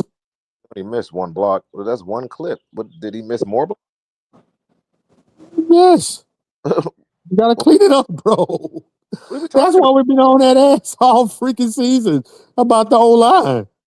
It's just world. You ain't changed that sucker since the Florida State game? It's a life. A teacher's not gonna always keep praising. Yeah, she's gonna praise the positive. No, we're not. I'm not saying to my fans that's in the chat or and around the world listening or whatever. I'm not saying not to credit the positivity. Yes, you need both. Constructive criticism is a great thing. It's a great thing. But I've also told people at my job, you can have the right message, but the wrong person delivering it. Hey, repeat that again, because that makes a whole lot of sense. You can have the right message, but the wrong person delivering it. Whew, whew. Piano man, what you think about that? If I Oh, don't like it, that's old business. yes, Mm. the That's play old business. what you're saying, and he could be understanding that he was wrong. But if there's some conflict between you and that person, he's not hearing anything that you're saying because they don't like each other. It's the right message, but you got the wrong person delivering it. So basically, what you're saying, they all, including the coaches, they all need to gel as one team that respects and like each other, love each other, and like to play for each other, like a battlefield. I And think we got so Well, many, no, like, arguments and animosity towards each other. We ain't gonna win shit. We ain't gonna win no games with that attitude. We ain't. We gotta gel as one, and the players gotta gel as one. The coaches gotta gel as one, and even the fans. We gotta all become one. And that's how, I hate bringing back Saban. That's how he did it with his players and coaches. You talk against Saban, he shut it down. right? He don't like what he saw, he shut it down. Change it up. Let's run the ball. Stop passy. I think This right here is a question mark. Can they do it? And can they clean this up? That's what we're going back to the A game. Can they all clean this up on A day and going forward after A day? here's my analogy. Not really analogy, but my opinion. I would say my opinion. I think the players love DeBoer. I think they feel like he's a nice guy. He's understanding. He's easy to talk to. The buddy system, which is great. You got to have somebody that you can just lay your hair down. Like I said, I'm gonna say it again. I think the players love DeBoer, but they will run through a brick wall for Womack. Hmm. You hear what I'm saying? They love DeBoer as a coach and as a guy, as a person, as a human being, but they're gonna run through the wall for this person. But Because King governor, Woman has got but that but dog in it. but let me ask you this, okay? You're saying that it could be the buddy system, but how do we really know that's it? Because coaches are still have a job here. That's how I know. But that's still not answering the question. I did. How do we know that you? I'm going by what you said, far as the player versus the coach. The coach relationship with the player. Okay, just because Kalen DeBoer comes across in a particular manner with the media, that might not mean he comes across the same way with his players. What do you mean? How do you know he's not tough on his players? You see they play. But what you mean not tough on his players? How One former did okay? You said that they would run through a brick wall for Womack. How do yeah, you know they wouldn't run through a brick wall for DeBoer? we saw that. We saw that all season. How do you know that? Okay, you saying that it was okay. Let's say it's a position group Oh Lord, that's doing damn, that. my phone. Hold on, man. Can't hear you. I'll be right back. Hold on. Okay, Hold on. okay, that's. I'm trying to make sure everything's charged up, but I'm just saying. Okay, there are plenty of defensive coordinators, but as the world goes back to like what Governor said, I'm going back to what he said again. He made the statement. I'm back. Will they want to coach at Alabama? Yes, there are plenty of defensive coordinators, but that don't necessarily mean they'll come to Bama and coach. Facts. That even includes Deshae Townsend. Okay, and Deshae Townsend is with the Detroit Lions. What happened to their defense last year? There are ups and downs in this thing. Offense was up and down in Detroit, and it kept their defense on the field a lot. Their offense was up and down. Go back and watch them. I'm just saying. I'm just saying, but Okay, I understand what you mean. Like, we don't know. I'm not gonna sit there and say that we know off of what passed because we weren't in the locker room. We're not on that team, so we don't know a lot of things. We don't. So I have to stay there and be honest with myself. Just like, I guess I come to that notion on how you hear players talk about their coach tells me a lot. Because you can talk about your coach just saying the right things, and then you talk about your coach and you know, okay, he really meant that. Like, he really meant that. That didn't come from no script. He's not just talking just so he don't say the wrong things or say the rat poison. He really meant what he said. If players had these interviews today and talked about certain coaches on our staff, you would hear who they play for and who they're just being tolerant with. Well, Tim Keenan the third loved DeBoer, and DeBoer knew it. Deontay Lawson loved DeBoer, and they knew it. He knew it. I said the players love DeBoer. They love DeBoer as a person. But I have to disagree. I have to stop you right there. How come just as a person and not as a football coach? Because their play don't reflect on as a football coach.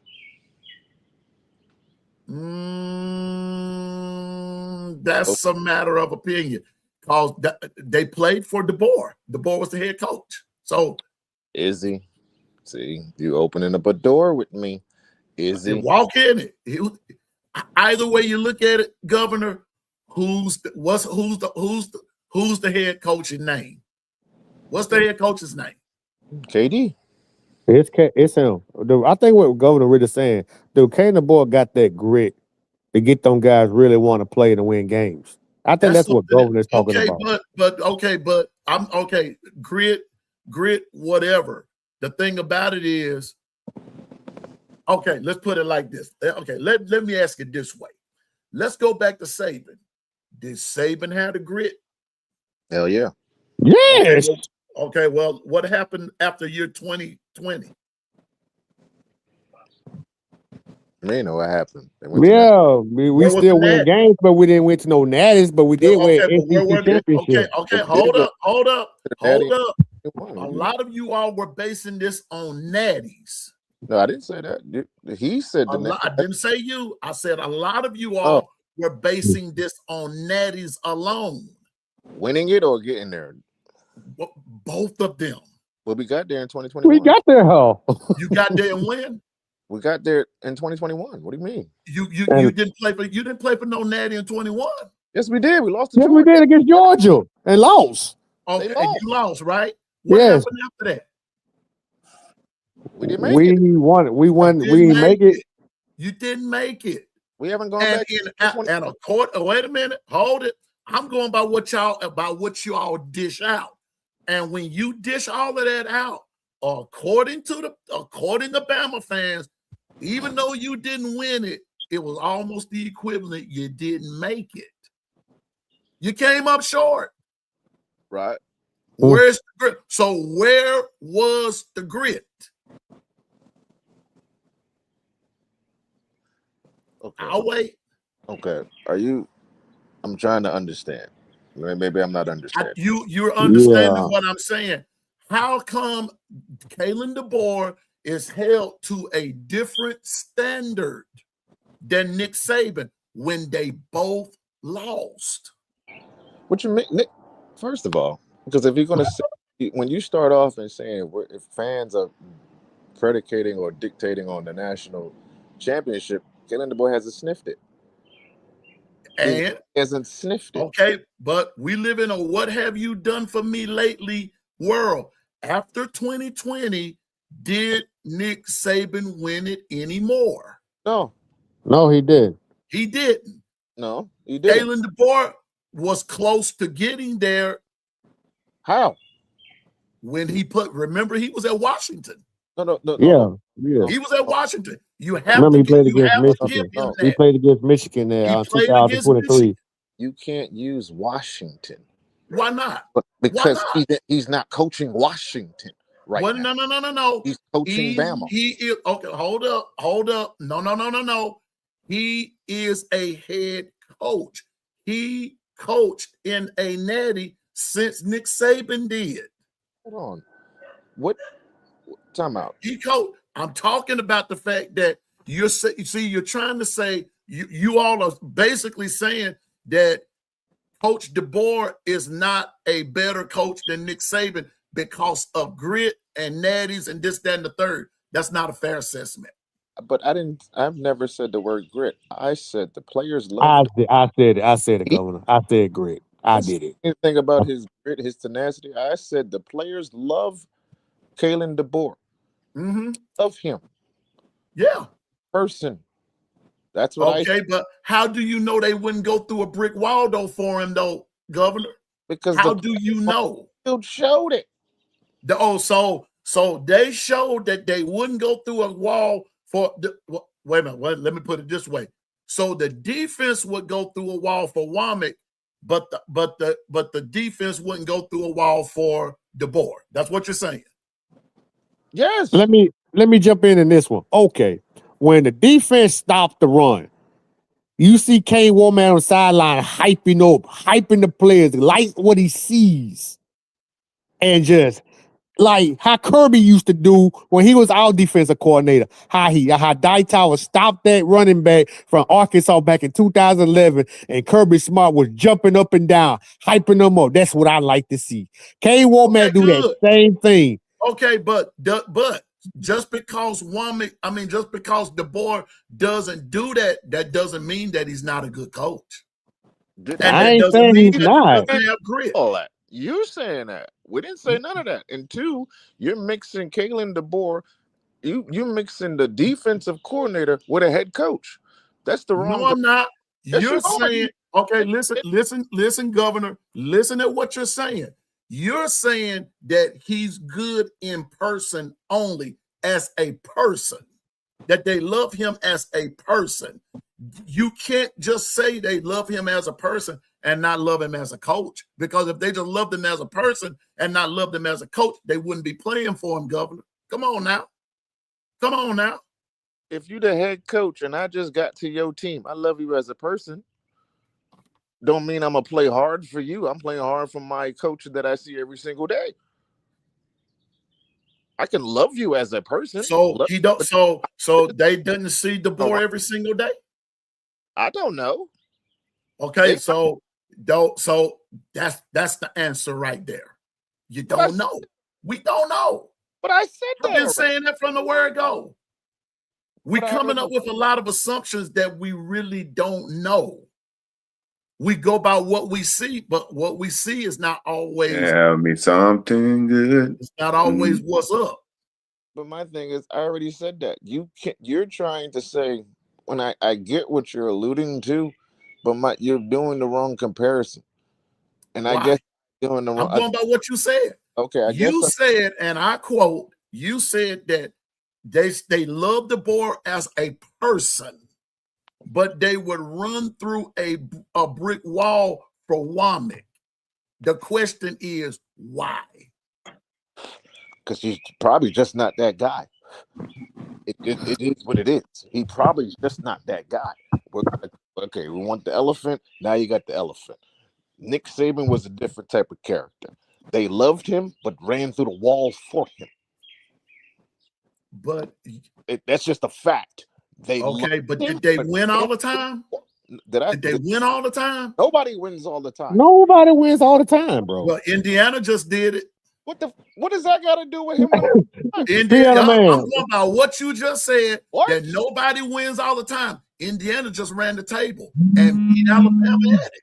They ran through the brick wall for Kurt Cinetti. Okay. They ran. How come they didn't run? Okay, so are you sure they ran through the brick wall for Kirk Cinetti? So Kirk Cinetti was the only one coaching out there. Hey, Piano Man, let me say this. Correct me if I'm wrong, Governor. Correct me if I'm wrong. I'm going by The what y'all motive. are telling me. I think what Governor is saying, correct me if I'm wrong, Governor, the motivation. Is he motivating those players to win the game? Is he motivating these guys to give them the spirit that they need to go out there and kick the other team's ass the whole game, like every game they play? Is he a motivator? Is he a motivator speaker? Like motivate the players to get out there and get the job done. Is he a motivator, or he just say like, oh, okay, just go out there and do what you got to do, and let's see what happens? Or you want to motivate them like they are their last day on earth type of grit? That's what I'm saying. Okay, but does that ensure a win every time? You talking about it's not about wins and losses right this moment in time that we're speaking. It's not about the wins and losses. It's about, am I going to play hard 100% of the time for this guy? And for the information that we know certain things. We know a buddy system. We know that he likes to play favoritism when it comes to certain players and coaches. We know this. We ain't gonna put it on the air, but we know this. So you get guys who ran through the brick wall for certain coaches, but you won't get rid of the damn coaches who want to get rid of the freaking guys. We know this. And I'm gonna throw this up there. He mentioned Indiana. Do you see Kurt Cinetti's energy, his demeanor? That man mean business on that sideline. It was Coach Saban. Okay, so just because, okay, so here we go. Double A said, so every coach is not going to be a Nick Saban. Does that make him a loser? We did not say that, Piano Man. That's basically what you're saying, but that's what you're alluding to. No, that just because they listen, like what Double A said right here, people have to realize that every coach is not going to curse and pop their veins in their neck. Coach Kalen DeBoer is just who he is. That don't make him a bad coach and not that guy. We didn't say that he was the bad coach. I'm not saying he's the bad coach. What I'm saying is, where's your backbone, bro?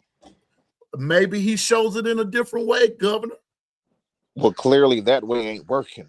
He talking about what Ryan Grubb did, naming starters and Caden. Boy, they said nothing in 2 weeks. Your man over here talking out of his neck. Your man over here is making decisions without consulting you. And like I asked you the other day, has he done it again? Oh, give a damn. He shouldn't have done it in the first place. But he did it. That's your man. He did. Okay. We can all say that, Governor, that he shouldn't have done it in the first place, but they did it. Question. Hindsight is 2020. I'm your man's, P. You have a significant other. I'm your man's from childhood. I am your man's. I step to your woman. We still wait a minute.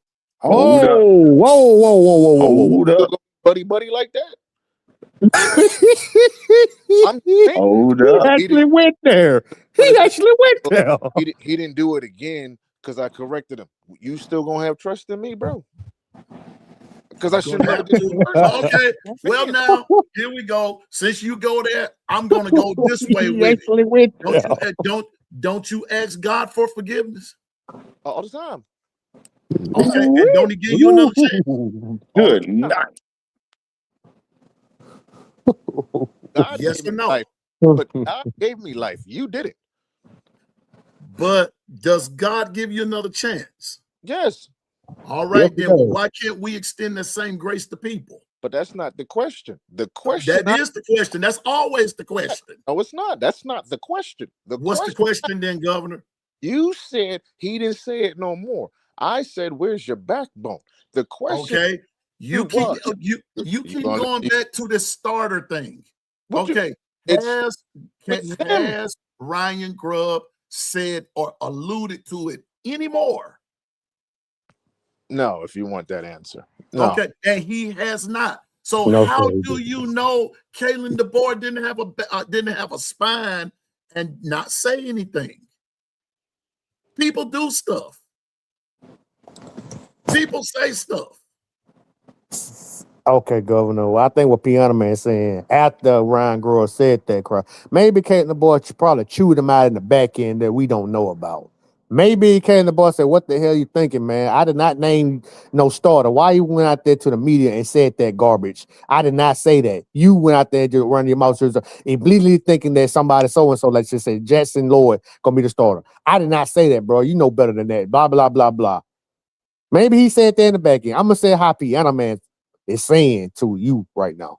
Who gonna That's get probably We maybe don't he know. did. Maybe he didn't. I don't know. That's all I I'm don't saying. know.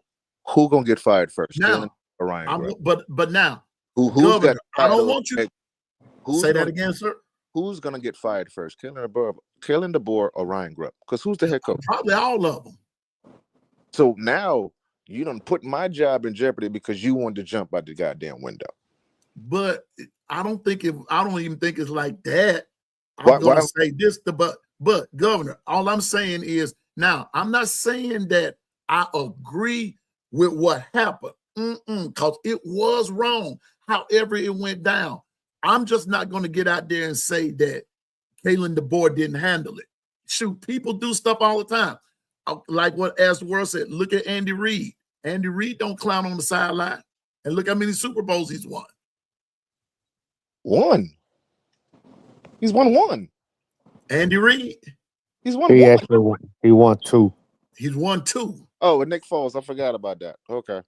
So he's got 2. Yeah, that was the other coach that did that. Oh, Yeah. But Andy Reid, he doesn't do that either.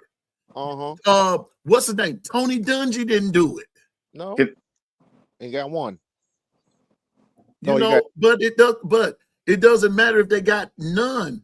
There are some coaches that's just not gonna spit fire and brimstone.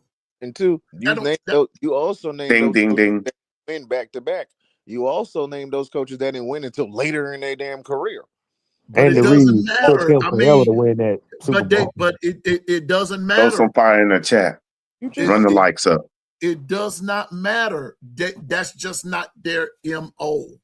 see, but And now then there are some coaches, okay, I give you good for instance. There are some coaches who was fire and brimstone and got fired. Ask Mike Singletary. I can't Maybe do it. because they might I be can't play with soft, him. Piano Man. Can't coach him. Yeah, maybe those guys soft. So Because that some of means- those coaches would say, if you don't like my take on my coaching, you can't handle it. He told what he did, Vernon Davis, and he was a great tight end. That man got him up and walked him out the field, man. He told him I can't coach with him. Yeah, Like, because he's a of tough what Vernon Dame, I'm about to say Vernon Damer. What Vernon Davis did. You got to throw that in there. What did Vernon Davis do? Yeah, I do understand that Nick Saban made a grown NFL player cry, right? Of course he did. Okay. Hey, can I say this? Nobody wants that man to go. We like Coach DeBoer. That's why we talking, because we want him to win. It's not like we want him gone. If we want him gone, basically those players gonna be following him just like Kane Womack. No, sweetheart, we are not want him. Me and Governor don't want him gone. We want this man to stand up and mean business. Don't let assistant coaches out-talk the coach. Like, go out there and just say what they think will happen without the head coach nod. That's what we saying. Where's your backbone? Where's the head honcho? How can you be an alpha wolf and your beta wolf is telling them what to do and not the alpha? That's what we saying. But how do you? Okay, yeah. Okay, hold on. You guys, hold on. I get what you're saying. I see where both of you are coming from.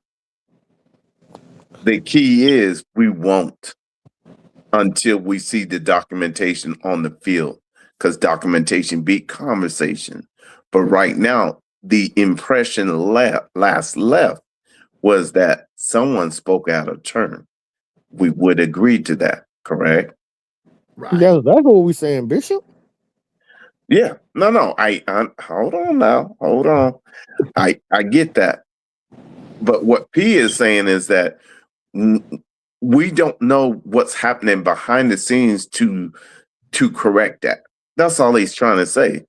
And we're not saying that the key is right now we're trying to see what a day is going to bring.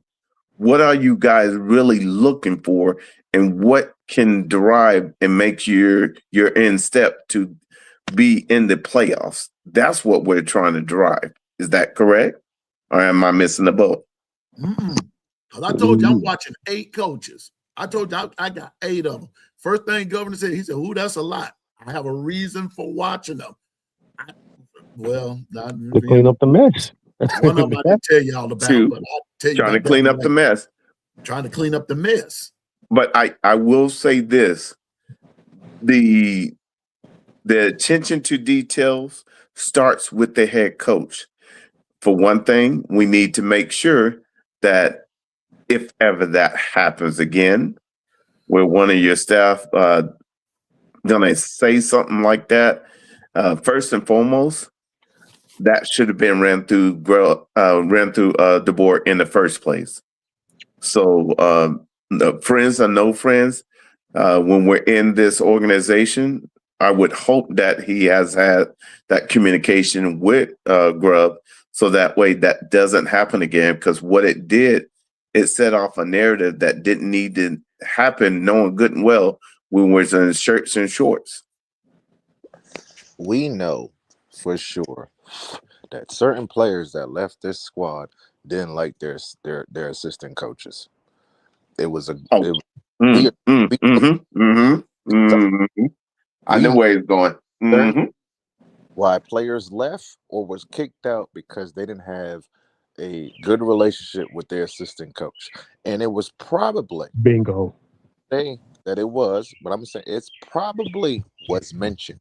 We also know that a coach, another assistant coach, was going at another assistant coach. I'm not saying no names. I'm just saying we know this stuff. So if you're the head coach and you're hearing this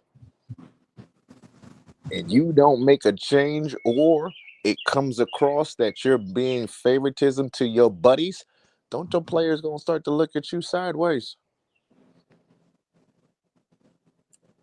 That's all we saying, you guys. That's all we saying. Once again, I'm saying again. We know this though, P. We know this. Yes, we do. But I'm also saying again, there's still more that we don't know.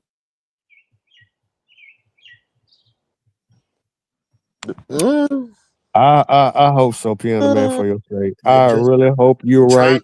I promise you on everything I love. I hope you're right, bro. I really do. There's a reason.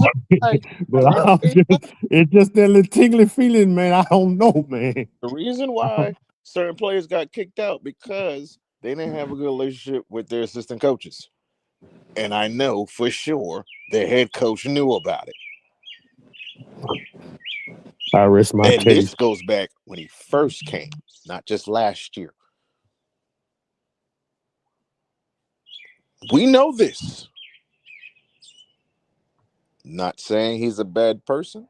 Not saying he's a bad coach on what he accomplished, because being a coach is hard anyway.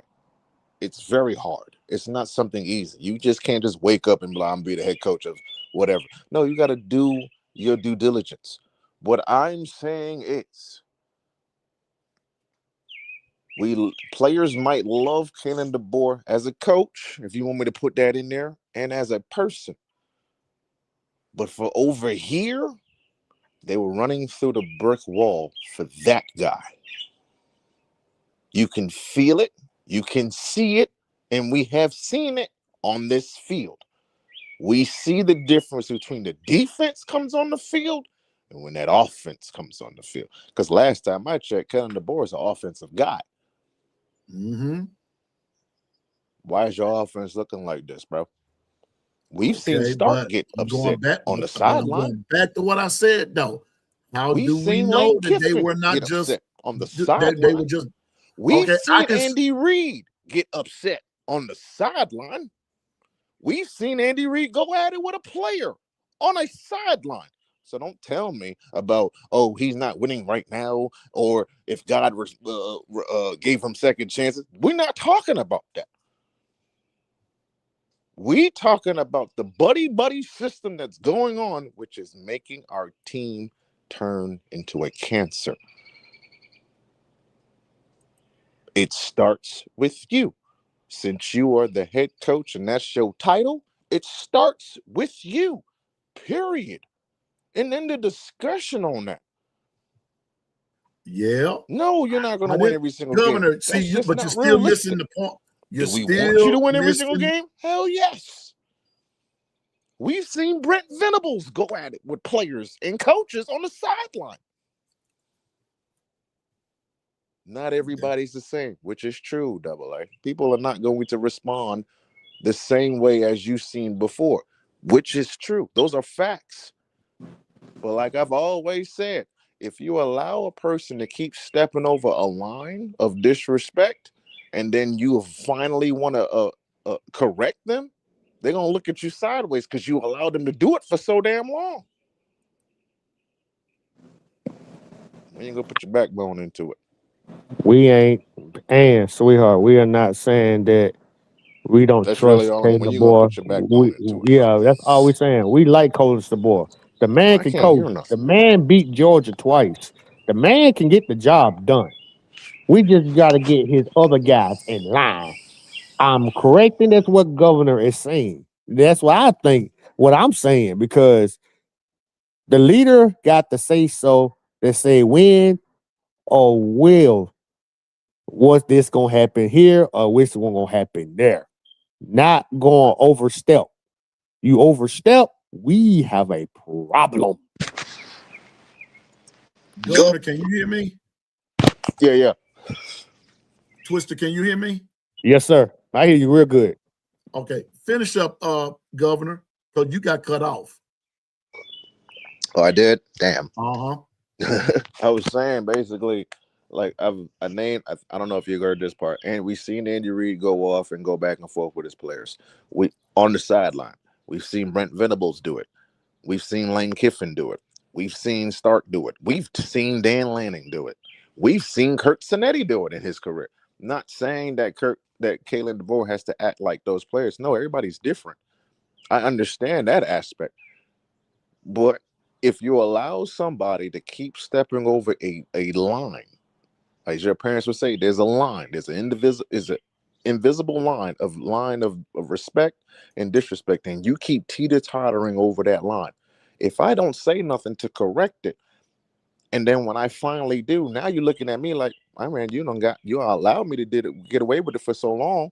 Why are you upset now? Well, I think there also comes a point that you got to put a stop to it. You got to. You got to put a stop to it. No matter what it looks like, you do have to put a stop to it, and there comes a point. And I think that the point has come. It has come to that point. I just think like tomorrow. All I'm saying is, what I call those 8 coaches, when I called them 8 coaches out, I know what I'm looking for. I know what I'm looking for.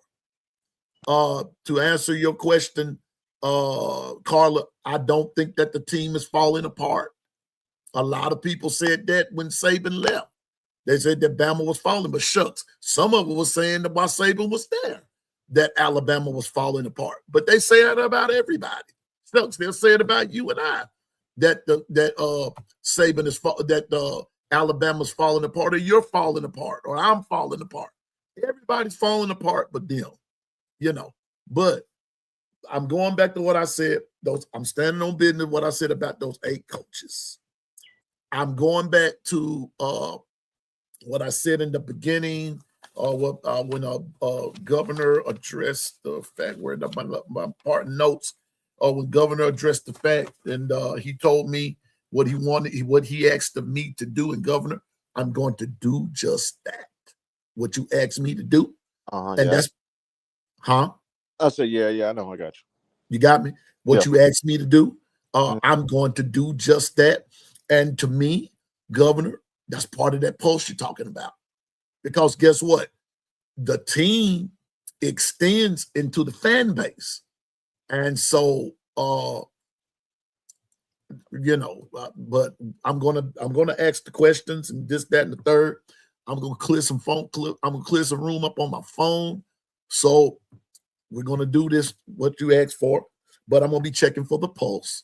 I'm going in, like I said, not just as a fan, but Twister, I'm going in as an evaluator, as an analyst tomorrow. Analyst. Always I'm going in as an analyst. I'm looking at something because I know what I'm looking for. And I'm not basing it on teams of yesteryear.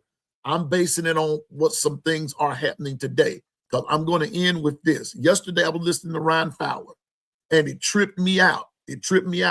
And not Bishop, but Governor, there's something that you say all the time. Words have meaning.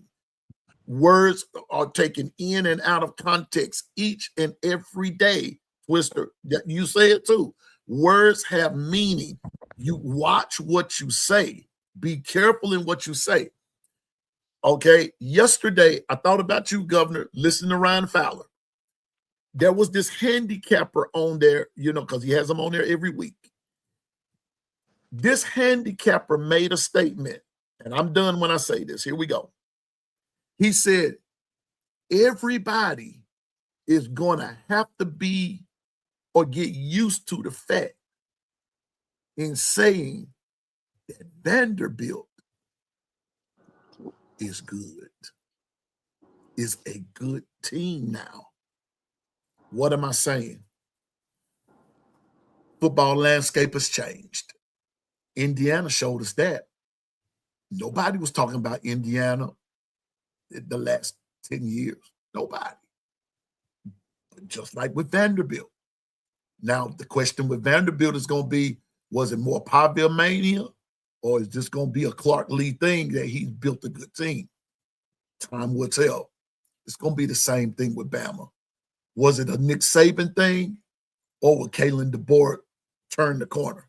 Me personally, I think DeBoer's going to turn the corner. I've already said I believe Bama's going to be surprisingly good. They're going to be surprisingly good.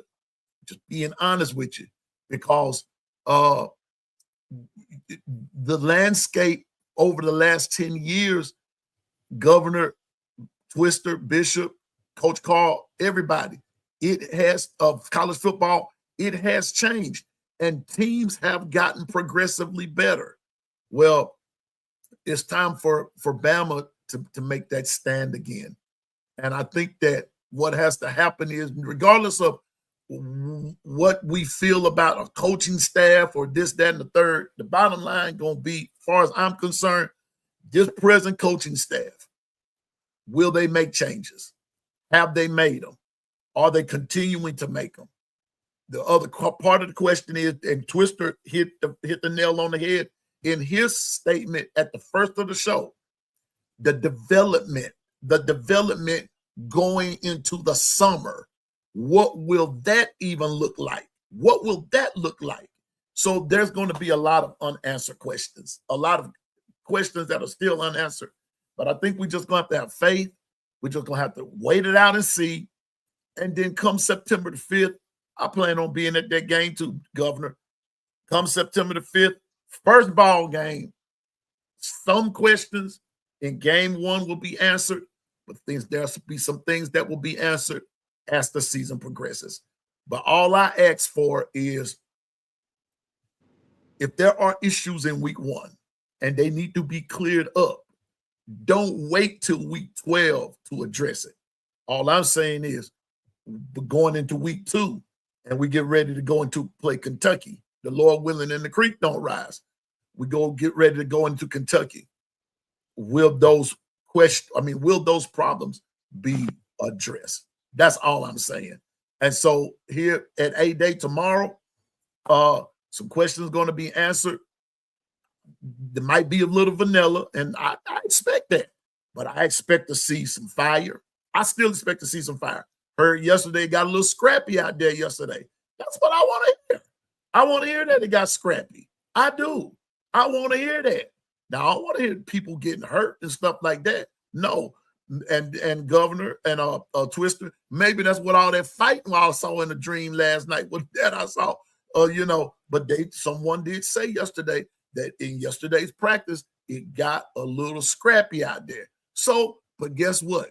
Let them scrap. Let them scrap. Let them go at it, just so don't nobody get hurt. But that's what Bishop be talking about, iron sharpening iron. That's part of the iron sharpening process. Scrap it out. Let's see who's really got the smoke. Let's see who's really got the fire. And maybe then you can determine, Governor, who the real starters can be by how you scrap. If you're scrapping it out because you love what you do, or are you scrapping it out because somebody done pissed you off and now you losing your head and now you can't be developed and can't be disciplined and this, that, and the third. Two different reasons for people be scrapping out there like that. But if you scrapping and because you trying to win a spot and everything, that's the scrap I want to see. So anyway, Twister, parting words, bro. I gotta go. Parting words, Twister. First I said, get under the God for my place of being here. We are above the ground. We're doing good. I am enjoying my day off. Thank Christ. I need that. And like I'm gonna say at the end, we don't want him gone. We want him to win. We want Caden DeBoer to have a statue right beside the GOAT Nick Saban. We want him to win. That's why me and Governor is always questioning what kind of coach he is. That's all I'm saying. And I'm gonna leave it at that. We don't want him to go. We want him to win. We on Caden DeBoer's side regardless. It just is offense. It's his assistant coaches just got to get in line as well and let that man do his thing. But I'm glad I'm off. I'm chilling, relaxing, and getting hoping the A-Day will go good. Piano man, wherever you at, man, be safe out there on them dangerous highways, man. Whoever going to A game, y'all all be safe. Be safe and go back home happy, and give us the good news to what y'all seen over there. Just y'all be happy, man. Y'all just have a good time, enjoy yourselves, and rest of us out here, man, we're gonna just enjoy the weekend and be safe and sound, and y'all just thank the good Lord that we still here today, and enjoy y'all weekend, and y'all be safe out there, man. God bless you, Roll Tide. Love y'all, and love you too. You guys salute. So Twister, you're not gonna make it tomorrow, bro? Nah, I probably won't. I ain't gonna be able to make it. Okay. All right. Governor, parting words, big dog. Open up my eyes today, so that's always a blessing. I love these conversations. Nobody's getting upset. Nobody being disrespectful. We just talking. That's all it is. We just talking. And there's a lot of things being thrown out that's going to have us, when we get off this podcast, to think about, and we're going to discuss. Like we always do. We're always going to discuss it. I understand what Bishop is saying. I understand what P is saying. Now, we don't want him to see him fail. But I just don't understand the fact that when people say, well, maybe Caden DeBoer is not that guy. I don't know. I kind of beg to differ, because when a bad call is being called, you all the way in the ref's face. We've seen this. Yeah, you got that grit. Face. So we know you got some fire in it. So you could be in the ref's face, but not your assistant coaches. If you want to call out the ref, how you can't call out your assistant coaches or players or whatever? That's just my thing. So you can't say he might not be that guy if he's that guy towards an official. That's exactly. But other than that, y'all take care, man. Y'all have a blessed one. Y'all be good, bro. All right, and Governor, I'll be sure and bring you back that information that you asked me to do. I'm going to, as a matter of fact, Governor, you sort of gave me an idea. I'm going to try to catch some coming and going. And what I mean by that, as we go into the A-Day, I want to find out what their anticipation is, to see what they, see if they're looking at what we're looking at. And thinking about the things that we think about. I want to see some similarities. I want to see some differences of opinion from the fan base. And then once the A-Day is over, I'm gonna get some more get some more thoughts. Now, here's how this is going to go for tomorrow. We're going to meet at the elephant statue at 10. Or and whatever time you get there, we aim to see you there. Now, I got to do this because the queen has entered the building, and I got to make sure that she is addressed. Here we go. Here we go. Dude, give me a hell yeah. Y'all know who it is. Y'all already know. Oh my God. Y'all already know who it is. It is Linda P. What's up, Linda P? Good to see you. Roll Tide. I saw what you said and everything. And hey, you just make sure. Your relative is fine, and we're praying, and we got you in prayer. We got you covered in prayer. But families first, and we want to make sure.